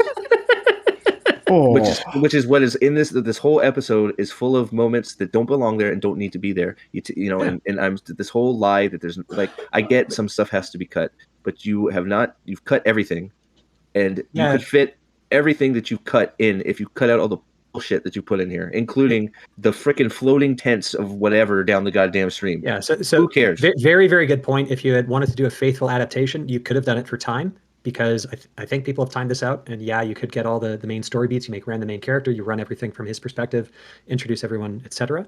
There's a shit ton in this episode so far that is just filler and not ultimately important. But what I wanted to note about oh shit, I've had too much to drink. Okay, can we run ahead? I do get what you're saying, guys, but I'm going to say to Prophet of the Dragon, I 100% agree that this show is bloated. Terrible. And I'm going to say that there are a significant amount of times, and they do this a lot, where they look up some stupid-ass, obscure ritual from some foreign country, in this case, Japanese lantern ceremonies, and they, for some stupid reason, decide to make it the focus of an episode. And we've talked about the dedicated mourner, Land's nipple rubbing. We'll talk about that, I'm sure. That's the most offensive. Right, that's the most offensive example of it. And I agree with you that it's a little bloated here. However, I liked this is maybe the only example in the show where they do some exposition in the sense of the reincarnation cycle that isn't incredibly on the nose. So I kind of liked that. And then I also liked the establishment of the families that exist, in the sense that Matt has, both of his parents and both of his sisters, so they all put the lantern in together. Egwene has her mother and father, they put the lantern in together. Rand has his father, they light the lantern together. And Nynaeve has nobody, she puts it in alone. I thought that was Alex, all right. I'm so glad you said reincarnation, because that's exactly the mental kick that I needed for my other point. But this is the scene where they establish that you cannot remember your past lives. And we need to remember that for later. Which is a good when Egwene is bound and yakking to Eamon Valda and saying, "I'm going to come back and haunt you in my next life." How the fuck would you know, you dumb fucking bitch? Like, how would you know? Oh, I don't know about that. I put this. I don't know. I don't like that scene, but I put this in the positive column again. Like Alex was saying, give credit where credit is due. Again, in the hands of a competent production company and producers. I'm getting more alcohol. The idea that that's why people don't forget don't remember their last lives. And then, as we all know, Rand, the dragon, is the exception to that rule. Is actually a somewhat interesting setup. It could have been a nice sort of way to introduce some of the themes and basically show where they had incomplete knowledge in some ways, but also give the real sort of complete knowledge, the correct solution for the veins of gold scene in the end of the books. Like, that would have been nice. Unfortunately, the show's going to get canceled, luckily for all of us, because my liver can't handle it if this goes past season 2. And we're not going to see those things happen. And also, Ragnar would not have handled them that way. Well, alcohol check. How drunk is everyone other than Prophet? I'm on my second Pepsi. There you go. I'm on caffeine high. There you go. Don't even ask. All right, Alex. I'm 4 fingers of Glenfiddich in. That's it. Hey, for as much as I'm defending this show, I'm fairly sober, which kind of appalls me, in fact, considering how much I despise this production. I do take your points, though. I want to say that, guys. I get it. Pips. How is your equanimity? That was good. Oh, I liked it. I warned you guys. I liked it. I was going to drop that ton on you guys. I liked it. Let's see. Well, I had a full bottle, and now I have about a half. Nice, and it's whiskey. A half. All right. So it's a good solid 95 proof too. So we're cooking with gas over here. All right, and Alex, how far away are we from the fridging? Because I think we've been yakking. We're getting close, I think. All right, we are 11 of 20 minutes in, and we are 84 minutes. Oh, good. Awesome. All right. Well, I'm going to chalk this up to having 5 reviewers, which is going to be episodes 2 and 3. So if anyone is watching at home. Also, I'm just going to say this has been a blast. So I actually don't have any issue with this from a 3-to-1 or a 5-to-1 ratio. Like, I feel like quality is sometimes more important than time. So, and what I'll note right now is we are doing this on our Discord. So if you were a White Cloak, you kind of know what that is. I'm rubbing my nose right here, and we've got an additional viewer, Ozzymoto. Who you guys might be seeing on the screen on the bottom right. Really, really cool dude. We're probably going to have him on as a guest reviewer later for one of these different ones. But absolutely fantastic. We've got actually additional interest other than just the 3 or 5 of us. So I don't know. Ozzymoto is on right now gauging whether or not he thinks his liver can handle the amount of damage we're collectively doing here. My teeth are falling out from all the Pepsi, so your liver, my teeth. Oh, man. Jesus, God, are you Kale, by the way? Kale4 on the Discord. No. Profit's only Profit. Okay. Kale is like I'm Kale Prophet. is our Oliver. We'll get Kale on this sometime, but we'll probably have to. He's only on book 4, and I think he's still a teenager, so we're gonna have to clean up our language if we ever get Kale on. If you guys feel weird calling me Prophet, just call me Steve. I've been going by Steve for other streams and stuff, so I know it's a little weird calling me a prophet because I like it. I like man. it. I'm only sober enough to remember people's screen names. You can't ask me to remember both. Hey, I just give you a Prophet to me. It works for me, man. I'm there for it. Prophet's over here, like I'm also Steve, and I'm like, hey, use the pronoun horse when you're talking to me, please. Chinese lantern scene completely ripped off of The Player by Robert Altman. Nice. Probably. Okay. I mean, it's not like they didn't rip off every other scene in this show. But True. I'm also gonna say, I think this is a real Mostly ritual. from Lord of the Rings. I can't blame them for Is this supposed to be going forward? I see the screen changing on me a little bit, but are you playing it, Alex? There we go. No, you're just dizzy. We're a little pixelated, I think. You're just drunk. That's a little pixelated, to be fair. Also, Egwene's mom is the village leader for this ceremony. Yeah, let's waste some more time. Fuck me. Hey, where's Master Luan? Oh, sorry. There are no men with biceps that big. Wow. Only women. Also, I didn't see this the first time. Did Egwene just grab Perrin's wife there? Yes. I thought Perrin's wife hated Egwene. Threesome confirmed. Not a threesome. Perrin secretly got a hard-on for Rand. That's all. That's true. Wrong threesome. Oh, man. He can't be evil. Actually, you guys joke. I have actually gone over this, and I can safely confirm, based on the first scene, that Perrin does not want to bone The Rand. Fade It is has Egwene. Trollocs. Okay, here we go. This The scene right Fade here. has Trollocs with it. Oh, my dear lord. We need Finally- to leave now because finally realized- I'm not a warder. I'm a fucking piece of shit who's going to bug out without warning anyone. Like, in And contrast... Moraine is like, yeah, sounds oh like my a God. good plan, bro. It's so ridiculous in contrast to the books. Just this whole, like, trying to re-envision what would be happening with them just busting out of the inn. You Screaming mean and Trollocs versus coming. having Tom Maryland Alex, establish world Can you pause building right lore? here? Right here. You mean versus having Tom Maryland, Oh. Gleeman establish Yes. world building lore? Instead, we have a fucking dance off. Yeah, Oh exactly. no. Is that Will Alcine? It's John Thane, I think, but I'm so glad he's about to get fucking skewered. That was a good pause, by the way. That is See, like a half second before he just gets smoked in the fucking chest. You bring up a fascinating point, which is, and maybe I'm just obsessed with this because I've watched that first 60 seconds so many times, but why wouldn't you have Tom Maryland give that voice Yes. of the prologue? If he's going to be the story guy. Oh, God. So Or here- My biggest complaint here's with the what world I've- building on this show is the fact that Tom Maryland was not doing voiceovers for the intro and out credits of every episode. So here's the thing. What I read, and this is the benefit of doing a rewatch where you get a shit ton of articles that come out after the fact and people explaining why they did choice XYZ. It's that apparently the actor that they so badly wanted to play Tom was not available until later on in their shooting season. So they had to basically move him out of episode 1 and 2. So wait, they changed everything to get that guy? That guy And was the that's one my they wanted. reaction. Holy That guy? shit. That fucking guy. That guy who was like, He's I'm terrible. Aragorn and I'm I'm- singing my song and I'm I'm, French and I don't know how to sing. And everybody in this inn wants to kill themselves now after I'm done singing instead of... Da-da-da. What the Penny for the fuck? kid. Okay, guys, we need to save our hatred Oh for my- episode 3. But I didn't know that. It's so infuriating. You wait, All right. you eliminated Be back in a Tom sec. from this? Keep it You together, eliminated guys. Tom from the Keep it first... together, guys. I mean, it's like Tom is such an intricate part of what is happening here, and you eliminate him because you wanted to cast that guy. Like, I mean, he was probably- let's he not give him probably too had a much few more credit. days to grow out his There stubble. are no positive male role models allowed in this show. Tom would have been cut regardless. You're probably right. Yeah. What am I thinking? God Also- dang it. Also, that is such an example of the sort of the inmates are running the asylum setup that was this show. Like, Rosamund Pike clearly just was running amok, Yes. doing whatever the fuck she wanted when it comes Yeah. to writing the show, producing the show, Oh, directing the God. show. And everybody just, like, at least in the press, just completely kissed her ass. Like, Yeah. oh my God, we're so lucky to have an A-list actress associated with this. And I'm It's just probably like, the biggest. first Probably of the all- biggest problem. Yeah. They kept One on of them. saying A-list actress. Like, what the fuck? She's B. C-list. C. I don't know. B list. She's doing. I don't know. B. C is fair. I don't think A. Maybe at one point. Not anymore. I Who are we just- talking about? Sorry, I just came back. Rosamund Pike. She's obviously the Fucking Look. D-list. now this That's show true. has This ruined her whole ruined body of career. work. Dude, straight up, Ragnar has like fat kid syndrome in that like he has no confidence in a $100 million production. And the first C-list actress that like even expressed remote interest, he was like, oh my God, she's incredible. Aren't you so proud of me? I have to spotlight her all the time. She Go has ahead to and do Too fucking everything. tall. Oh yeah, well, That's the first issue that comes to mind. Not Yes. literally every other aspect. Okay, I mean, I get Moraine is short in the books, but like, dude, what a perfect ugh. place to cast a midget. No, that I'm was kidding. I'm kidding. I'm kidding. I'm Sorry. kidding. I'm kidding. I mean, we're already I'm wrecking joking. Tom Maryland. What's Oh.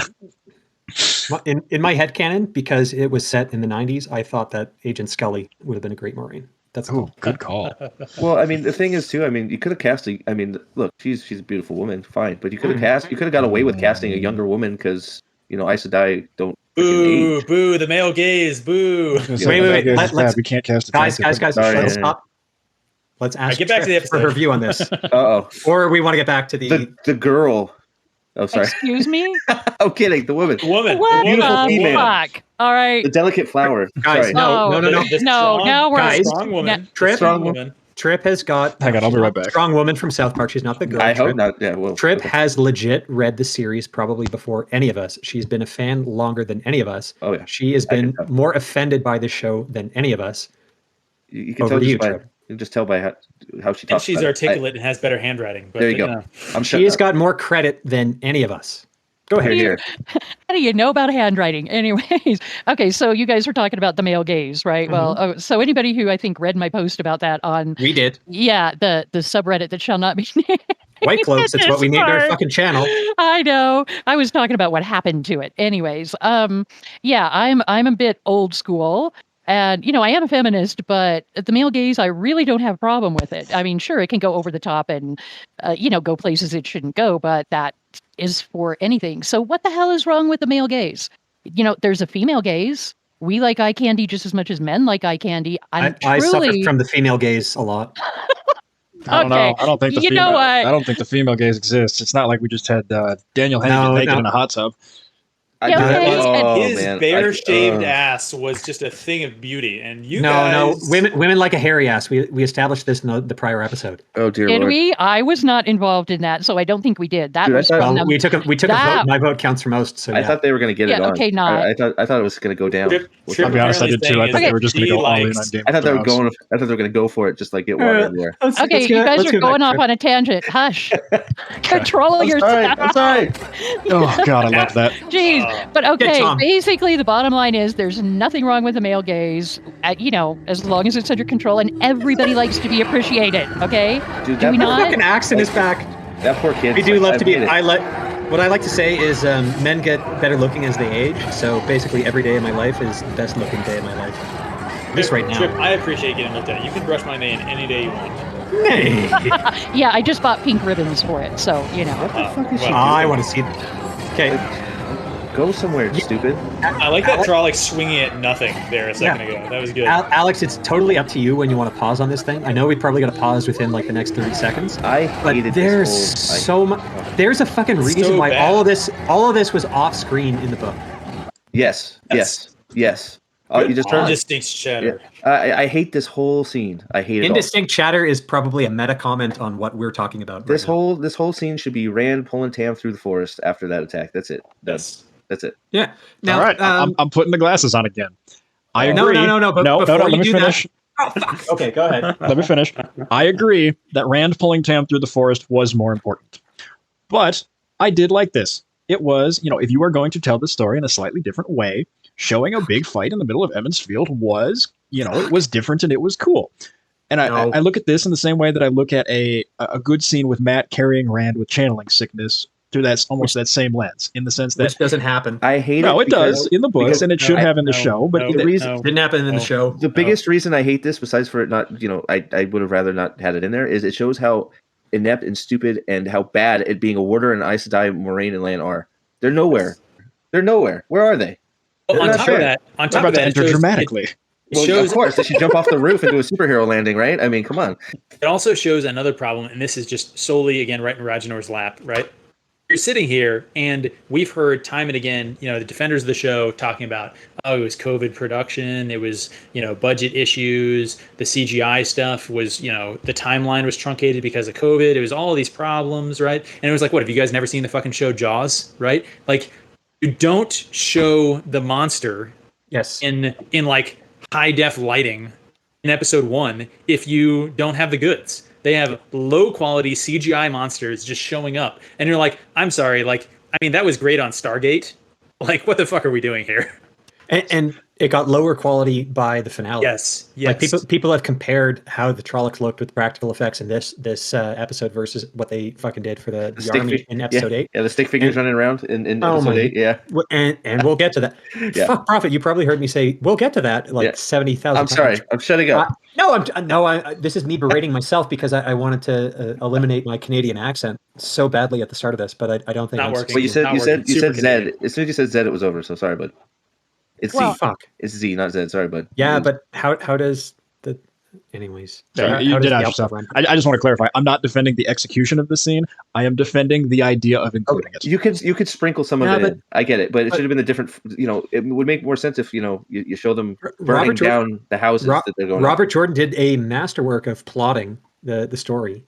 You could say that George R. R. Martin with Game of Thrones, because he was in TV before he started writing a lot of his longer form fiction, had kind of a better view of it. And I'll agree to that. Like if you read a Game of Thrones and you take 4 or 5 POV chapters, it naturally lends itself to a television episode. But people have done work on this. People have done kind of fan scripts of what the show could have looked like, staying true to the books. And yeah, an episode either ending with Narg and the Trollocs bursting into Rand's farm could have been a natural ending for a first episode, or it could have been after said attack and Rand taking Tam through the woods. I Could think have been a better natural ending for a first episode. I You think didn't need to show this on screen. Sorry, I think sorry, no, I'm Prophet. sorry. No, I'm sorry. I kept butting in. I think that for me, anyways, the natural stopping point would have been Moraine and Land bursting out of the inn, yelling that they're going to be under attack and arm yourselves and then just cut to black, and then you're high tension, getting ready to go into the next episode because Edmonds Field's about to be invaded. And If don't you forget wanted they that, dropped but that- 3 episodes together. Don't forget they dropped 3 episodes together. I get it, but I also definitely understand the appeal of ending your episode on a big battle.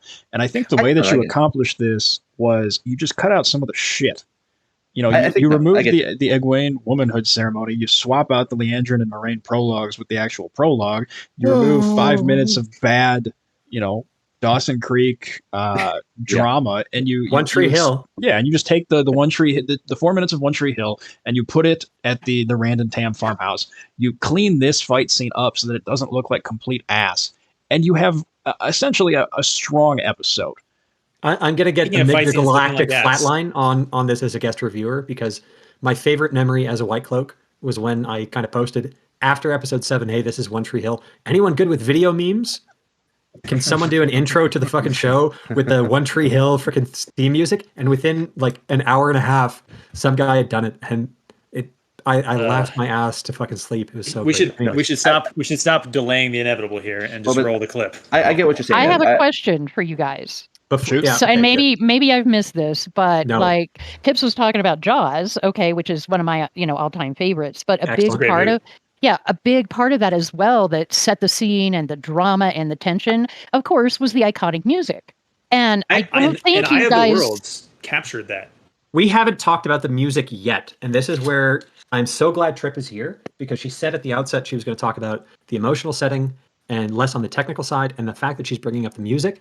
And this music fucking sucks. You know what? I never even thought about the music. You're absolutely right. It's like there's nothing catchy going. Like there's nothing. Game of Thrones. Continue your thought on the music, because for me, honestly, I can't think of a single musical motif in the entire series. Agreed. Game of Thrones had great music from the outset. That intro, dun dun dun dun dun, dun, like that was awesome. Phenomenal.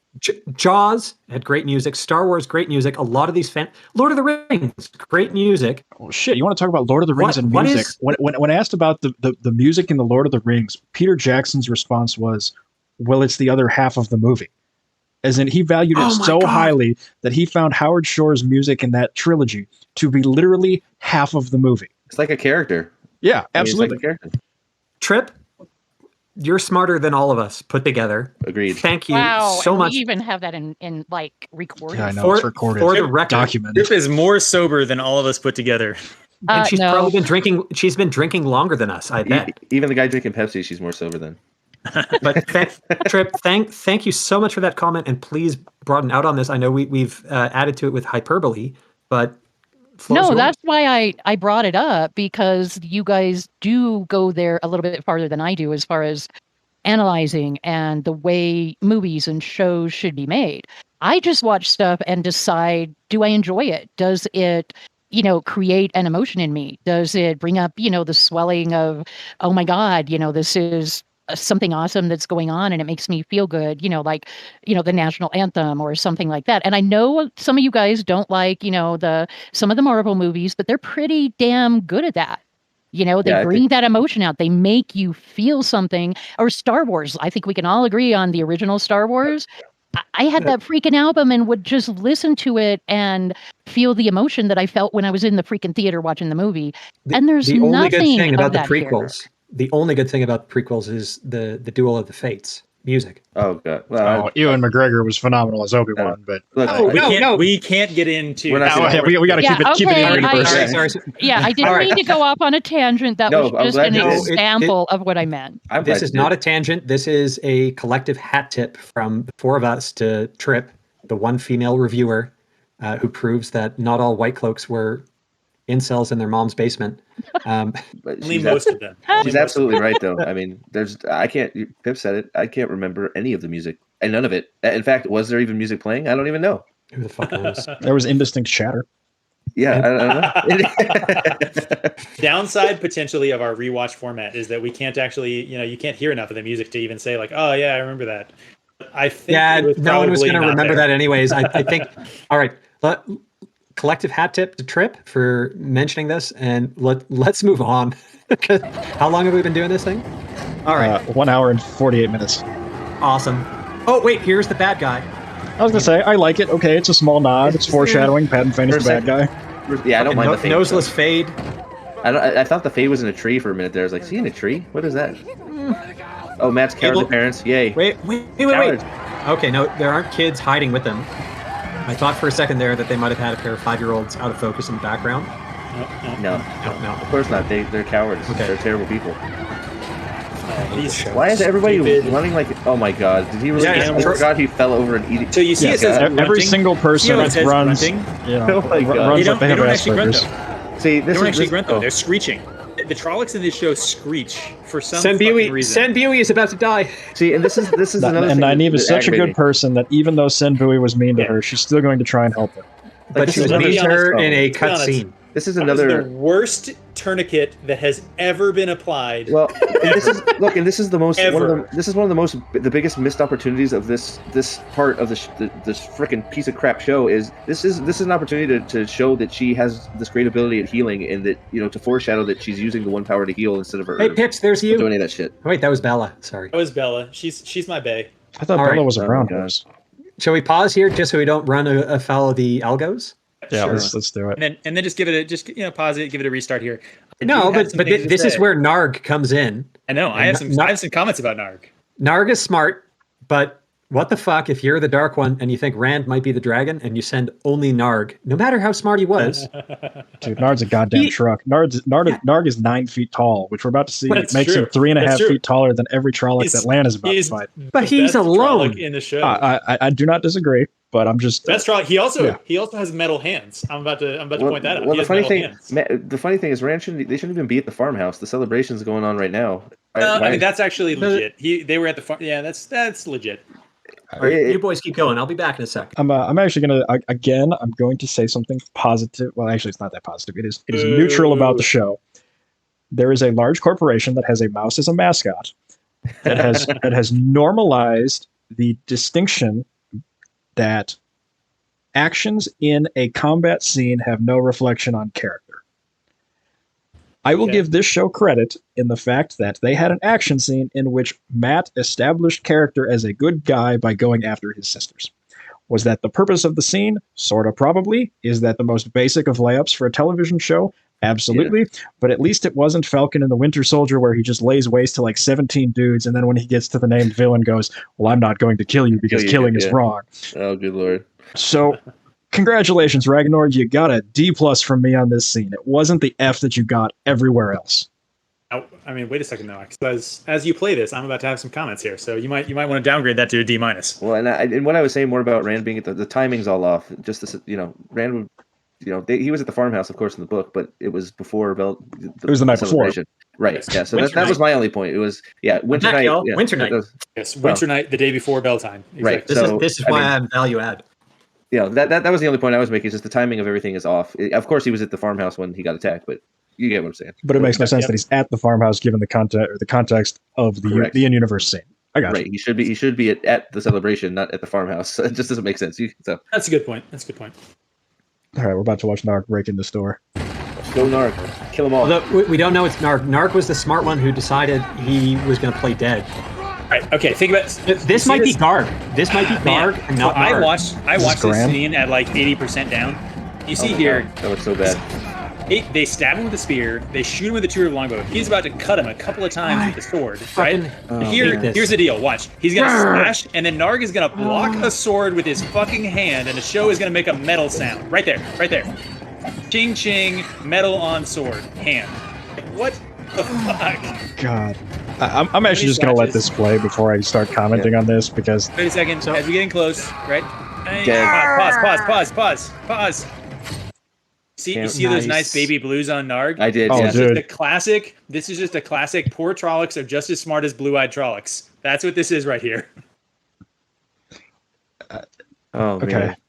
Rajinor just inexplicably makes Narg the white Trolloc. Okay, Pip, guys, Pip, you know how I said earlier that I was giving the show credit for establishing character during combat scenes? Sure. I owe you an apology. Fucking hell. Tam Thor, how many 1/8-inch deep cuts are you going to make? Like that is the laziest Hollywood representation of an injury that means nothing, and you cut him like 3 times with that. Like, no, thank you for being a broke ass bitch, you fucking loser. I hope Narg kills you. You deserve it. That's a blade master right there. That's the best. That's the top dog. The best that's ever done it. Fucking show. Like 10 in the world, maybe. Yeah, he's yeah. So I know we've given a shout out to the Night's Watch, Shad, Oz, and Nathan.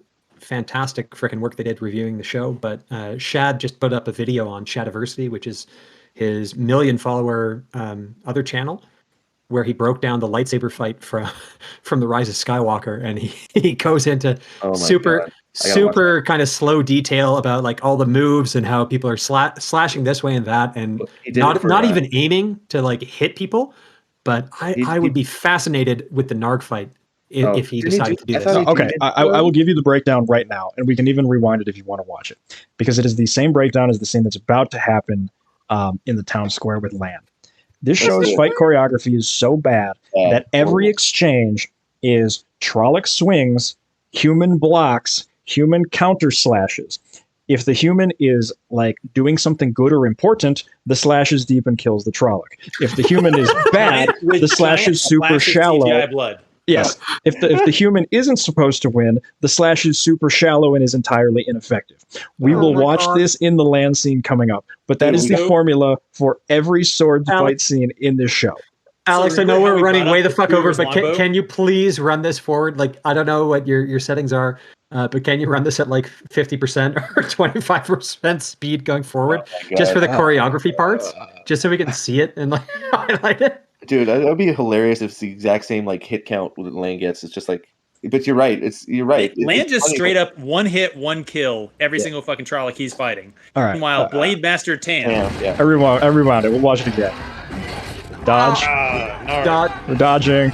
Spear. Nothing. Arrow, We're not doing any damage. 0% damage. Chair throw or 0% damage. Here. I've been in D&D fights more intense than this. Okay, so he's got the sword now. We get at least 3 slashes. Wait, why does Narg let Rand alone? Dodge, slash. Playing against the hand. Slash. The metal clang, slash, yep. All I'm saying is, again, Narg is acting mighty white, you know? Narg is clearly a high-class Trolloc, based on everything we've seen here. Also, note how fucking tall Narg is. Narg is a monster. Narg is a 9-foot-tall, just demigod of a Trolloc. Narg's smart. And then we're going to watch the Trollocs that Lan fight that are all 5'6". Yeah, they're all 5'6", exactly. I just want to say right now... They're murking them. He should have, but why didn't he just bite his head off right there? Like, good lord. Terrible. Minor comment. Why the fuck is Rand calling Tam dad? Because he calls him father throughout all the fucking books, and the closest you get to dad is Matt saying, "Oh my da."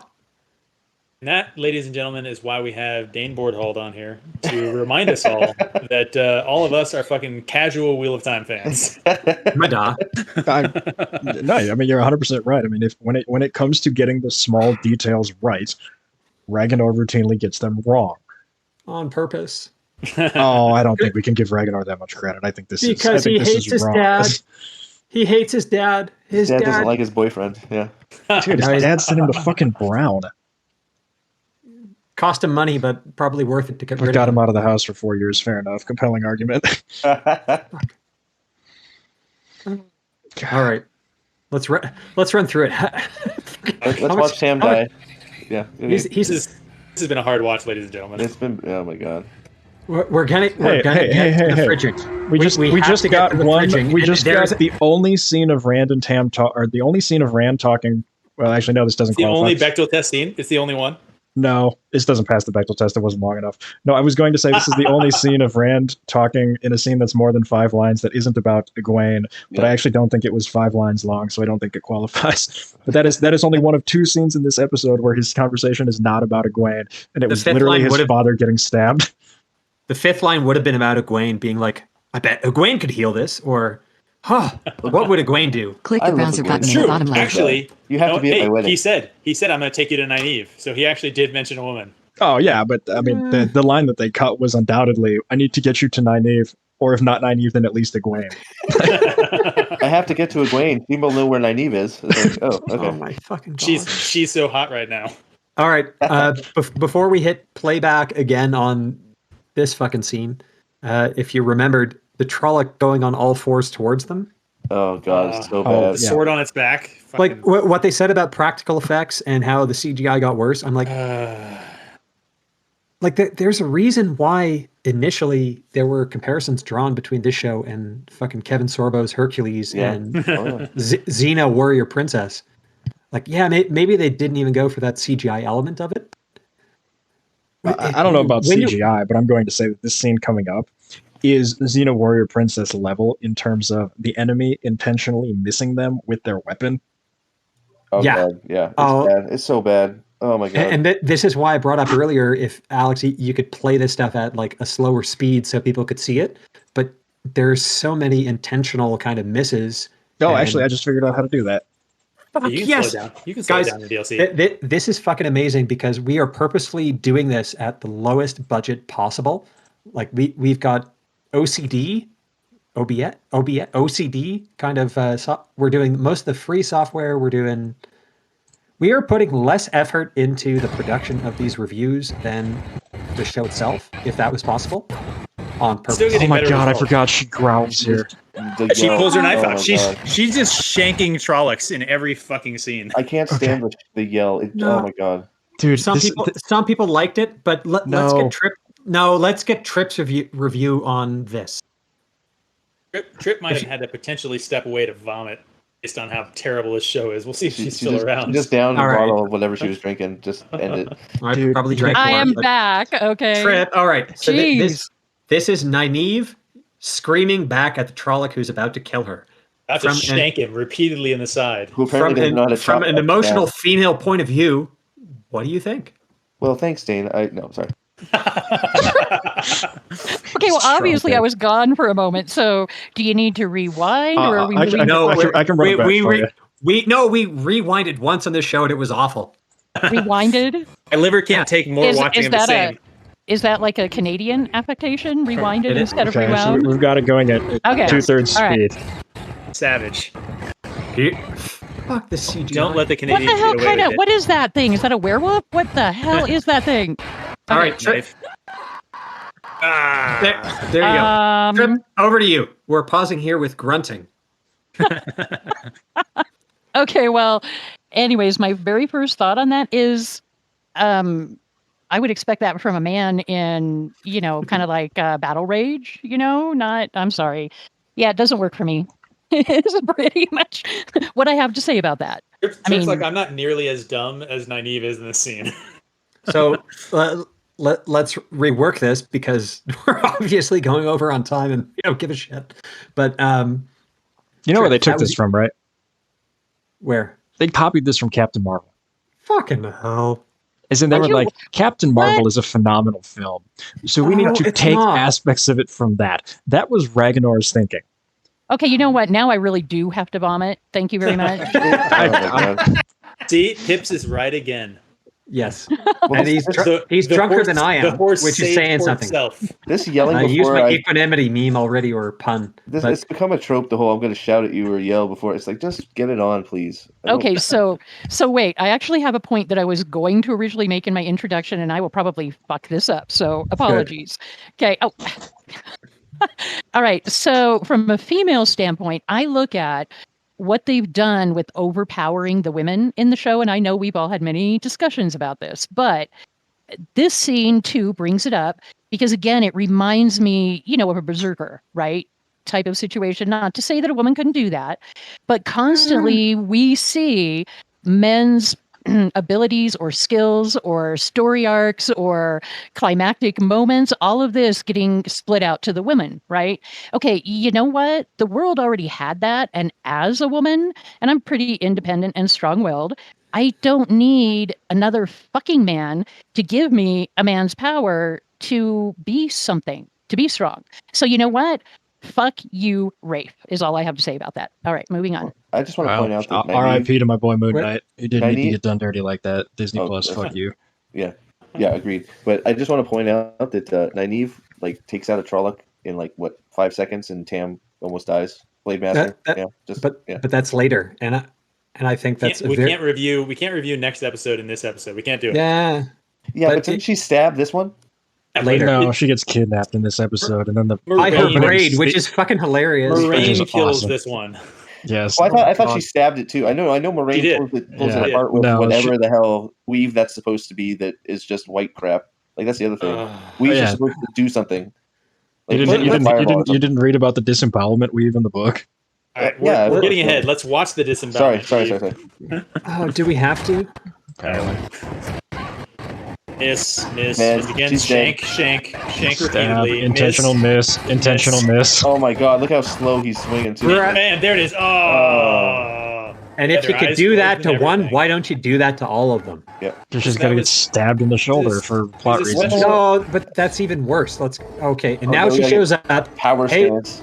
dear Light, we didn't warn you before. Oh man, We didn't warn. And now slowing she's down fucking this doing scene- her interpretive dance, and it's slowing down this scene. The Trollocs look so much worse. Oh shit! Sorry, I gotta take this off at 2/3 speed. Can you move your freaking feet? Why are your feet planted like that?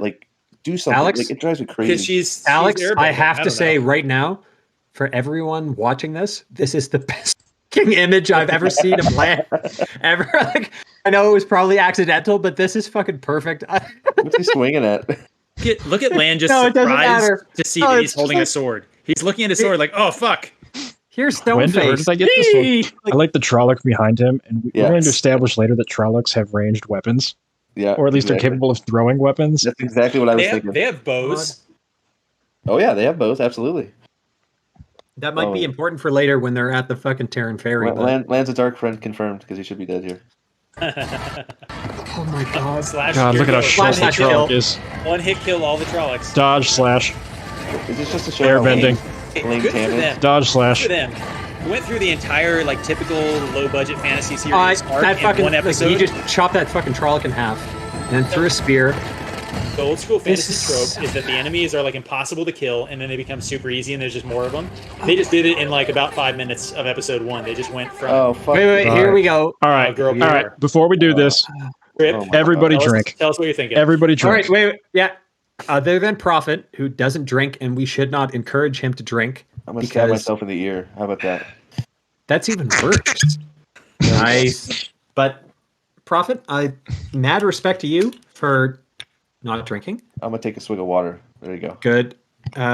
Pips, that sounded awesome that you uncorked that. Trip. There was more. Yeah. Trip, what are you drinking right now? What are you refilling? I stick with what I start with. So Raspberry Bulldog. Still? And of course. You're not going something harder. That's plenty fine. Kahlua and vodka, and about half Straight of it was vodka. alcohol. So,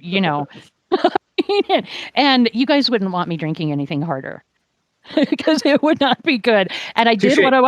want to apologize for a moment ago, going all I am woman, hear me roar. Like what? No, the that was fuck? good. You're good. That was We fine. we need that because we're all like basement dwelling incels. And I gotta tell you, Radnor is maybe- about to do that exact same scene right here. Oh my god. Yeah, I know. That's what I was thinking when this was coming up. It's Well- like, stop it, quit doing that. Well, Just and I let did- men and women work together, okay? Exactly. Yes, exactly. And I didn't notice before, but their pics are all bloody, which like sort of gives you the idea that they've killed other Trollocs too. This is the first one. No. It's Well, like I don't know. they- Maybe they killed their philandering husbands. Yeah. Well, actually, Or they they clearly were don't marital do aids. that because Abel Cawthon is still up and going. Is he cowering in a corner like a horse thief? I think he's cowering in his barn, not protecting his daughters. There you go. That sounds Oh my like that sounds like God. Abel Cawthon to me. Right? What a fucking degenerate. What a Chad hiding in his house. Awesome. Oh my god. Dude, this scene... you guys have seen season 2 of The Boys, right? Yes. Yeah. Like, how they're making their sarcastic Avengers movie, where they Yeah. have, like, the line, girls get Girls it done. get it done. Yeah. Dude, I watched this scene, and all I could think of was, like, wow, Well, that I they thought, called it.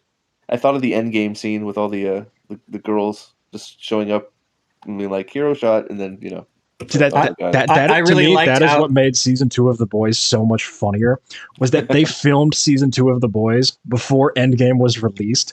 So it was almost like prophetic in that they knew that Marvel wasn't going to be able to stop themselves from doing that scene, and they just nailed it. And like literally at the end of the scene, all I could think of was, just girls get it done, and I can't wait to superimpose that over this scene when I finally get there, because God, I hate this scene. I just can't wait for everyone watching this, all 12 people, after the fact, basically going back 20 seconds and listening where you said that and Pips was uncorking his whiskey again. It was fucking great. Yeah, Pips, I gotta say, man, that bottle pop sound effect, it seriously sounds like it's coming off a professional soundboard. Like, it is unreal. All right. Shout out to whoever made that mic. That is not a sound effect. That is me getting drunk as fuck. Oh my, I hate this fucking scene. With a passion. Because, all right, now we're getting close to where our ending is supposed to be, but we'll man, just so say good. that Did the, you see how easily Land chopped that fucking Trollocs head off? yes, but Can we go 1 second back and just watch that again? oh my god, the bigger thing about all this while Alex rewinds is you do this and it takes away so much from what could have been Block, counter. when they adapted the Shadow Damn. Rising, right? That Trollocs head exploded. Exploded, yeah. Like I think, like I get what you're saying that about it, there's a place for this, but it's just too much. I just think it's too much of it. Yeah. Oh, there absolutely is too much. But had they kept it reasonable, I think this would have been a nice addition, because I do No, think I you get don't that. see it in Eye of the World what happens in the village. Rand only comes in. Yeah, I think getting some of it wouldn't have hurt it, but it's just too much. It's yeah. And am I the only one that hates channeling in the show? No, okay. So here, can you please pause? Because I broke the seal and I got to go again because I'm fucking loaded. You guys talk about this, and I'll be. Yeah, we got it. Yeah. I'm with you. Yeah, There's a lot to talk about here. Did anybody Yeah, but- think? Oh, sorry. Go ahead, please. Trip. No, I just wanted to say, all right, I'll be Alex for a moment. And I am just going to say one positive thing. I will, without the show, It ain't so. I know that I at least would not be having quite as much drunken fun hate rewatching it. I'm with you.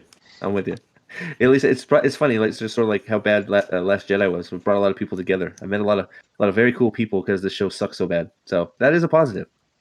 Did anybody think this was going to be his axe? I did. I'm still not. I thought it was going to be, and I was so upset. And then when it wasn't, and he did the whole freaking season without an axe, I'm like, well, Yes. I wish he did grab that axe, so he had something. Yes. Right? Instead That of a shit little would have been cute- better than nothing. He had a freaking tiny knife. You give this big burly guy who should have this giant axe with a spike on the back of it a freaking little girly knife. Sorry if I offended Oh, I mean, you. don't forget the slack jaw and the drool coming out. Can you imagine being this actor? You're like, awesome. I'm going to be one of 3 main characters in the second best-selling fantasy book series of all time, and your instructions from the director in quite literally every scene but 2 are stand there open-mouthed. Yeah.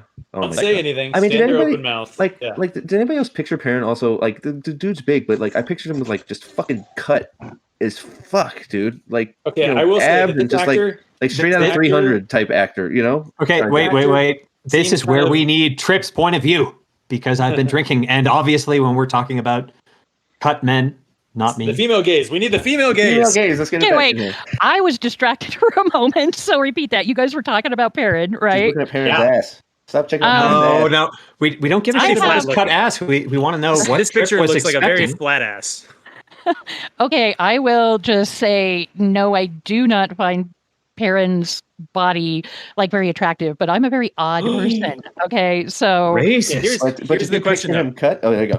racist. Excuse me. Do you think that Perrin, in that like weird sort of ill-fitting burlap sack that he's wearing called clothes, do you think that Perrin is like jacked underneath that, or do you think he's Well- more of kind of like kind of fat big? You know what I mean? Like No, he looks- Do actually, you looks think kinda he's fat big second to me. place to a simp like Rand? Okay, Like, all right. Like how right. fucking awful are you when you lose out Egwene to a simp, the warm dildo? Like, if Rand is a warm dildo, what does that make fucking Perrin in this show? But plus, All right. Old dildo. I'm going to ask me a question. You have to let me answer. I'm sorry. yeah, Dane. Jesus, what's wrong with you? I'm Canadian. I Sex- apologize for everything. What is sexist? I think you actually have a point about the clothes that he is wearing. I do think there are scenes later on where it does show him as more cut. And so, sure, I enjoy that. But I think the problem is that his character in the show, because my comment isn't towards the actor, but the character in the show is just like, what the fuck? Can you do something? Just stop standing there like drooling or whatever, because that's like a anything. 0 level attraction. Okay. All Don't right. let loyal die, you dumb fuck. Oh, sorry. God, that. Oh Hey, my I haven't God, seen talk about episode 8 character yet. assassination. Oh my Dude, god, you're I absolutely can't. right. I can't wait till you get there. It is a character assassination of every single character. Just like do anything, do something right. Like, oh, Dude, I I would just- I settle don't for doing something wrong. yeah. If Perrin got angry, did something wrong, and put their cause back, that would be both better characterization and better for the plot than Well- dragging this fucking shambling corpse around for 8 episodes like they did. To be fair, he does fridge his wife pretty well, right in the freaking gut. Yes, Yeah, but he's and luckily boring this when show he does that. this show was so terrible that even they recognized that they were terrible, and they were like, I don't know if I'm capable of handling the emotional severity of someone killing their wife, so we're just going to ignore it. I heard Pips uncork his bottle again. Wow. Well, okay. I guess that's my question. How do you pick? Like, would you have if you had anybody to cast? Would you have cast this guy? Is this your like? I read the book. I do not picture him as Perrin. If you were Well- Fael, would you give up your quest for the hunt for the horn for this guy? Well, okay. Again, it comes not his back fault. to it. I mean, again, it's not the actor. No, all it's not right. his fault, no. Because I have actually seen little clips of him. Well, the ones where they were just doing an interview and he's just talking as himself. And I'm kind of like, okay, well, why didn't they just do that? Because Yeah. the character itself is just so boring. It's like a completely empty fucking vessel. Like a wet So blanket. He's just like, ugh. yeah, so that's the problem is, it's direction. It's not necessarily action and of course writing, but you cannot like- separate actors, casting, and their performances from the writing and the direction. And this is where the whole diversity shield becomes so pernicious, is because they'll immediately turn any criticism of a performance into it's just, oh, you don't like the casting, you don't like how it was done, and therefore we don't have to listen to you about how you didn't like the execution. Whereas 99% of what we don't like about it was the writing and the direction and not the casting. Well said. Yeah, Let's see. yeah, your we're talking about making the male actors and especially Perrin play down to what they're doing, and it occurs to me: has anybody seen any of the pictures of Joshua Stradowski? That dude is fucking cut. He's like Chris Hemsworth cut. Yeah. And seeing him in this show, it's like, frumpy. why are you dressed like this? Why are you acting like this? You're a fucking He's- stud. Pretend like you are. He's half Dutch, half Polish, and I'm going to say the cut and awesomeness about him is fucking 99% Dutch. It's bizarre. And I mean, the same thing sort of extends to Marcus Rutherford in the sense that, like, dude's a fairly big guy by Hollywood standards, and it's just they make him look intentionally small. play him down, and I just Yes. I don't get it. Yeah, I think Well, and I you're think- absolutely right. Sorry. I think even with Barney, with Matt's character, I mean, you can't really tell, but all of these guys, all the characters, they were basically farm boys. I mean, in, some form or fashion. So you've got blacksmith and you've got farmer and you've got, Matt was into, like horse flesh. There you go, Pips. Matt was into you. But as anyone is, I mean, have you seen these flanks? Like, high quality. Have you seen those fetlocks? Have you seen those cannons? Good. Yeah, well, we already know all about the hoof banging, don't we? So anyway, we do, but let's elaborate on that for future. Yeah, no. 22 hands on a good day. Moving right along. Well, actually, all you really need is 2. But anyways, moving right along. Okay, way too much to drink. What the hell was I even talking about? Oh, them being banging. No, before that, was them. I don't know. How growing up on a farm, so of course they're going to have muscles and be built. It's not going to be like gym style muscles, but they're going to be strong, and they also know how to defend themselves. I can't remember if you guys ever really went there on that, but that all just went by the wayside. What their skills were growing up, with the bow and with the staff and knowing good horse flesh, and I can't go on. Well, no, it would have helped if there was a scene where Lan was basically, hey, can you guys shoot? And then they all frickin' hit a knot on a tree at 100 paces from whatever. And he says, oh, if only you all had a bow and arrow, right? It was a good scene. Yeah, that's in the book. And I'll even say that from a, when you're making a show, the formula is your main character's first scene. You show them having some sort of skill, some level of competence with something that they can then build on. Yeah. And it's like they forgot that. They forgot that you need to give them something to make them useful and viable that you can then build on. Like if Rand can shoot, he can then sort of be, kind of around in a combat situation and not embarrass himself. And that holds him over until Lan can teach him how to use a sword. But they didn't do that. They forgot to include that because we had to do One Tree Hill shit.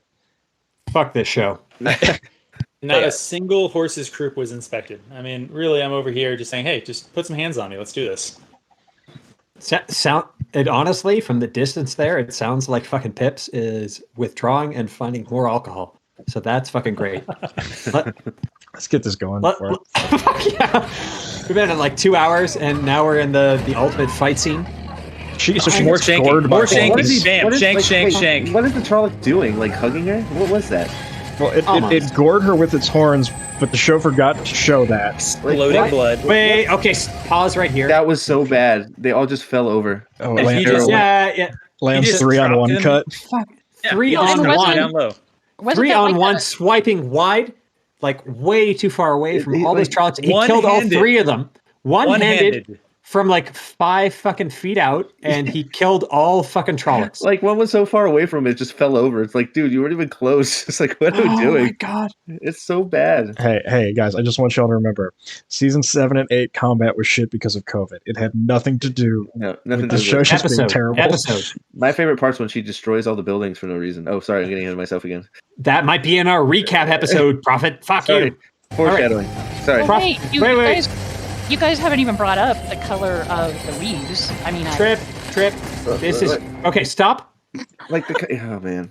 Trip has got the mic now. We all stop and we listen to the one person who speaks sense. Trip is the only one who can sense Sidar. No, I'm saying we're all fucking drunk or have drunk too much Dr. Pepper. Like or you're just calling me an idiot. That's fine. I know my role. No, it's so good. No, I'm not. I'm saying you had too much soft drink. There you go. My tongue is swollen. All right. I don't know. Go. Maybe he's had too much of us. I don't know. No, I don't think I've heard you guys talk about the color of the weaves, and I know we're all really disappointed in. Yes. They didn't even make an attempt to differentiate. Who's humming? Pips. I was growling. Oh, is that what that? Well, we all know horses don't growl very well, so they don't know. No, just treat it like they just treat it like magic laser beams. They don't even know what a weave is. That's the problem. Well, again, it's one of those we can't even trust our audience to have enough intelligence to go, well, okay, wait, they haven't explained why I'm seeing, different colors of weaves, and I don't even know what color that was. I really don't. But it's all white. And go back to whose perspective? In the book, perspective? I don't. In the actual lore, I don't know what like air, spirit, water, fire, whatever. I'm drunk. It's not But Trip. go ahead. It's not colored in anybody's perspective, but it is noted that when weaves are seen from someone's perspective, people can identify whether it's one of the five.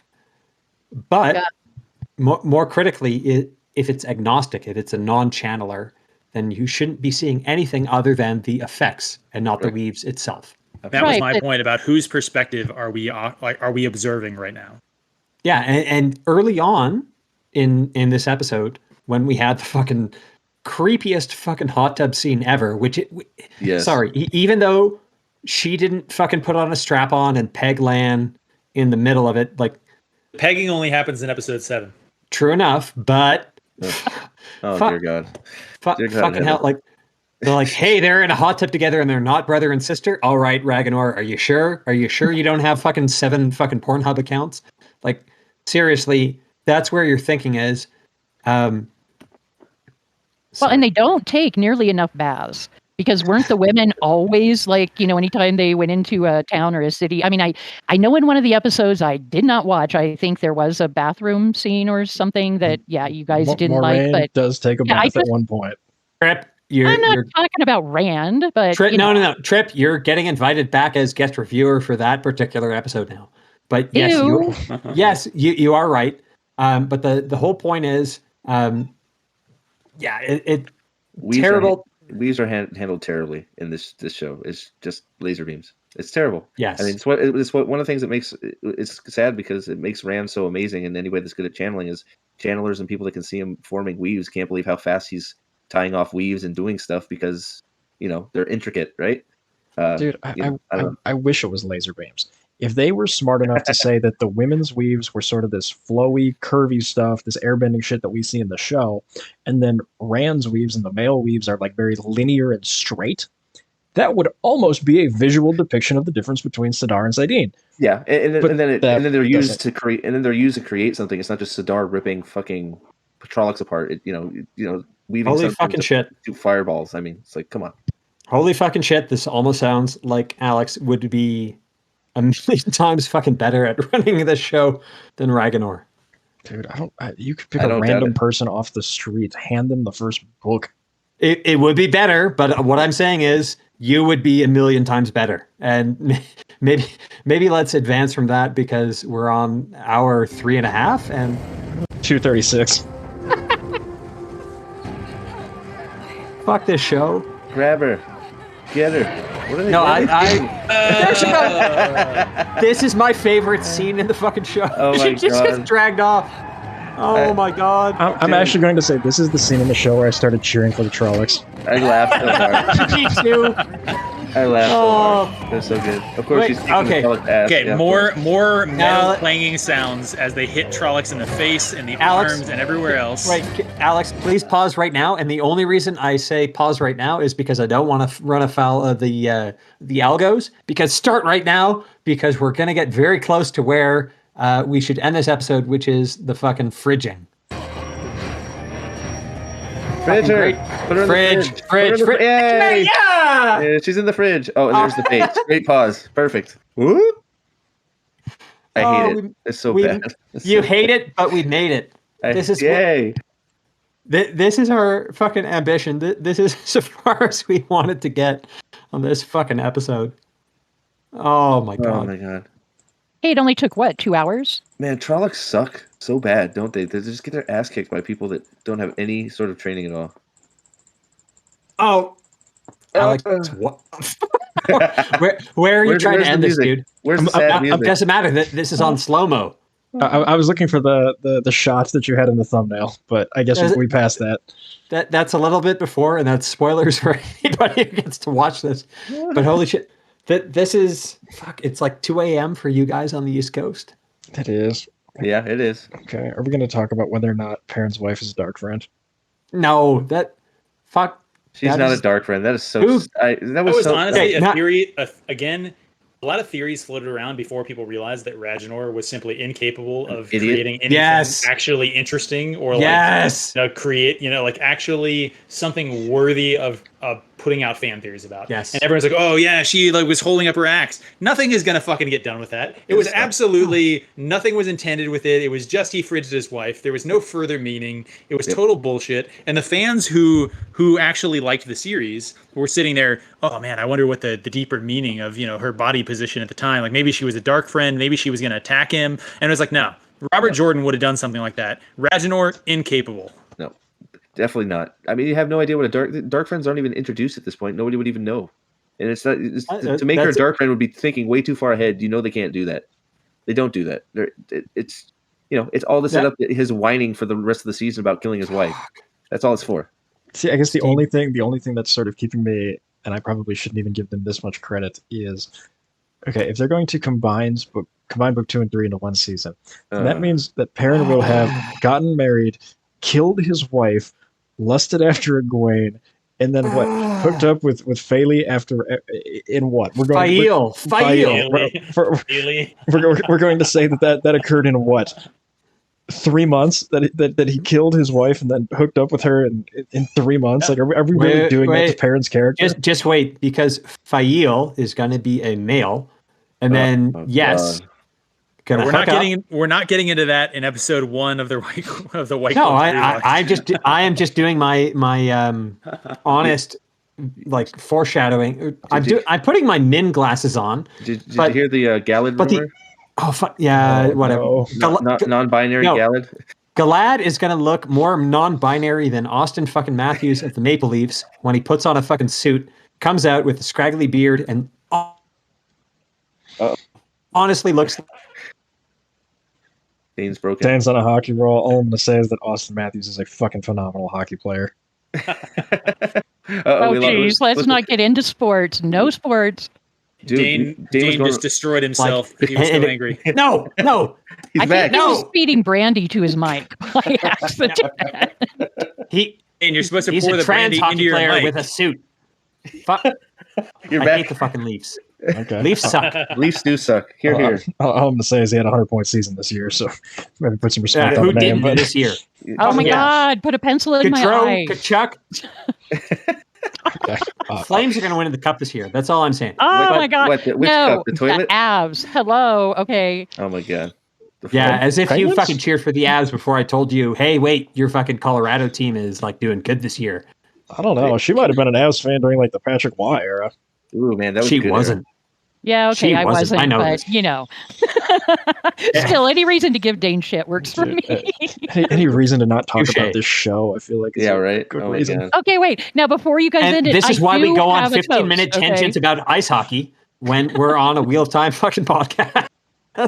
She looks like she'd be a good ice hockey player. Look at her. Dude, she's fucking more jacked than Perrin is.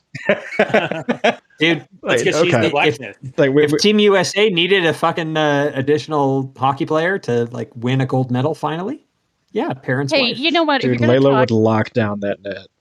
if you're going to talk sports, talk MMA or something, and she would actually might kick some ass in MMA. She probably could. She'd be number one, I think. She probably would because she married Perrin and she had fucking 11 fucking earrings in her ear. She's so jacked from blacksmithing that nobody could take her down. Oh my God. Dude, she beat the shit out of that Trolloc way better than Tam did. Dude, she freaking knocked his face off.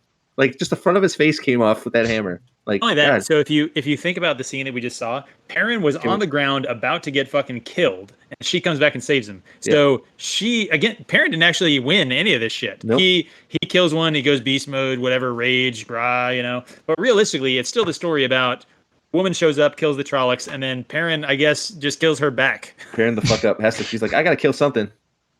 I'm gonna kill you. It's like it's so yeah. Can we talk about how what I really like about all this is that I think Alex has been recording all of this but not saying anything. This is probably where we should end it.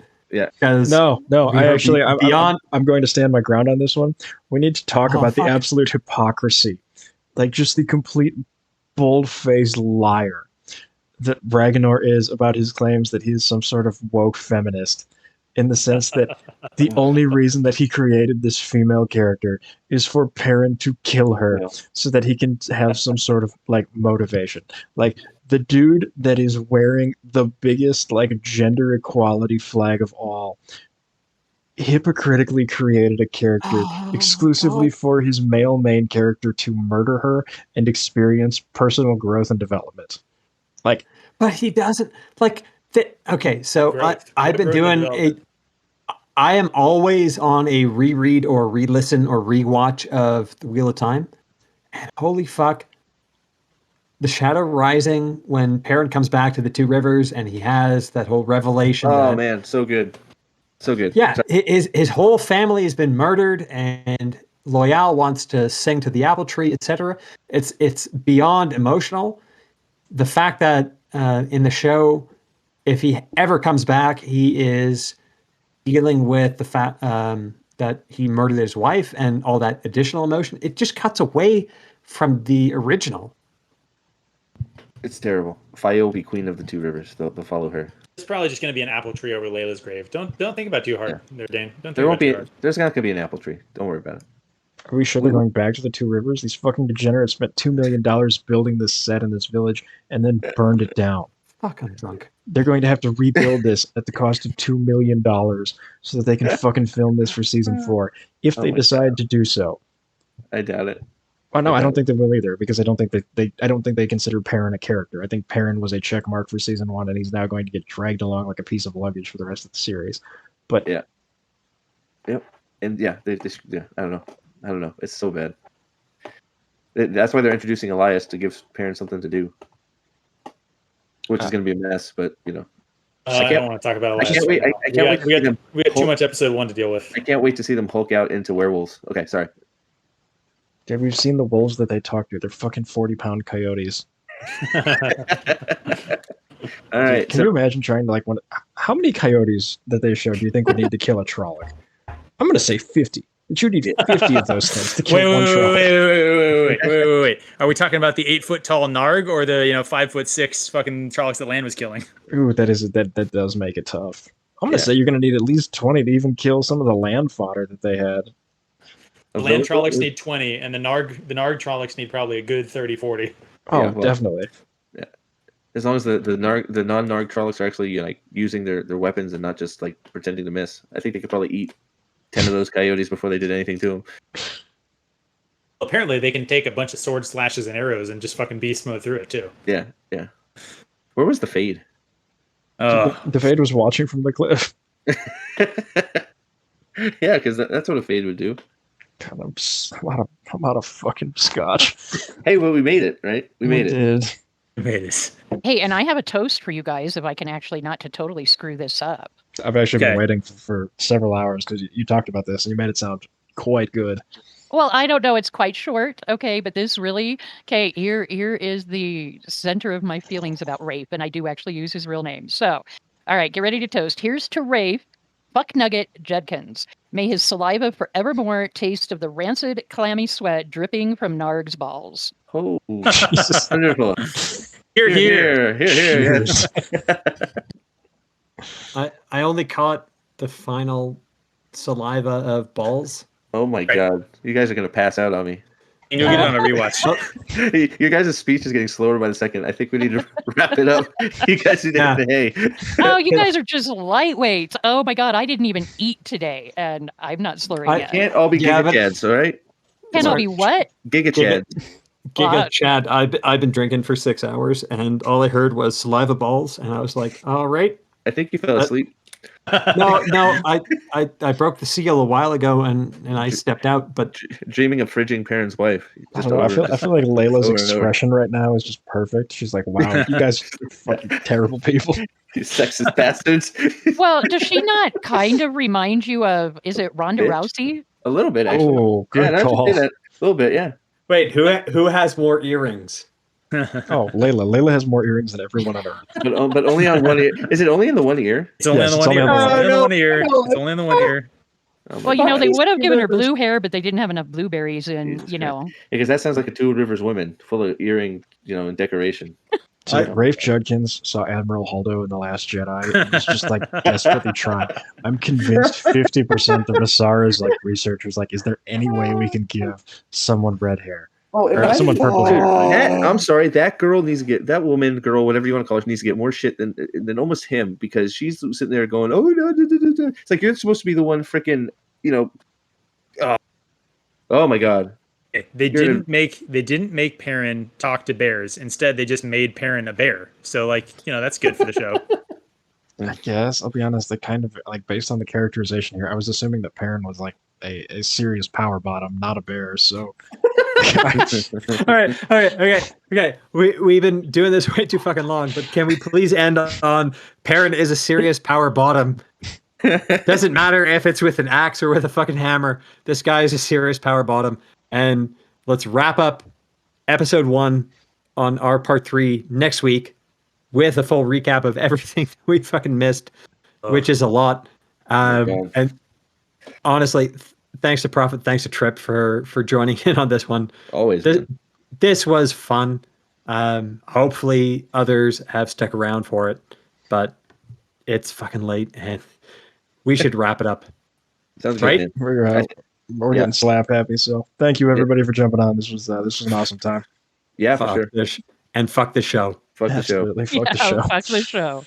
Prophet, thanks for showing up. Anyone who's watching, go over and watch Prophet's videos. They're great stuff. Thanks, man. Fuck this show. Anytime you need me, just call. I'll be here. Absolutely. All right. Later, everybody. Bye, guys.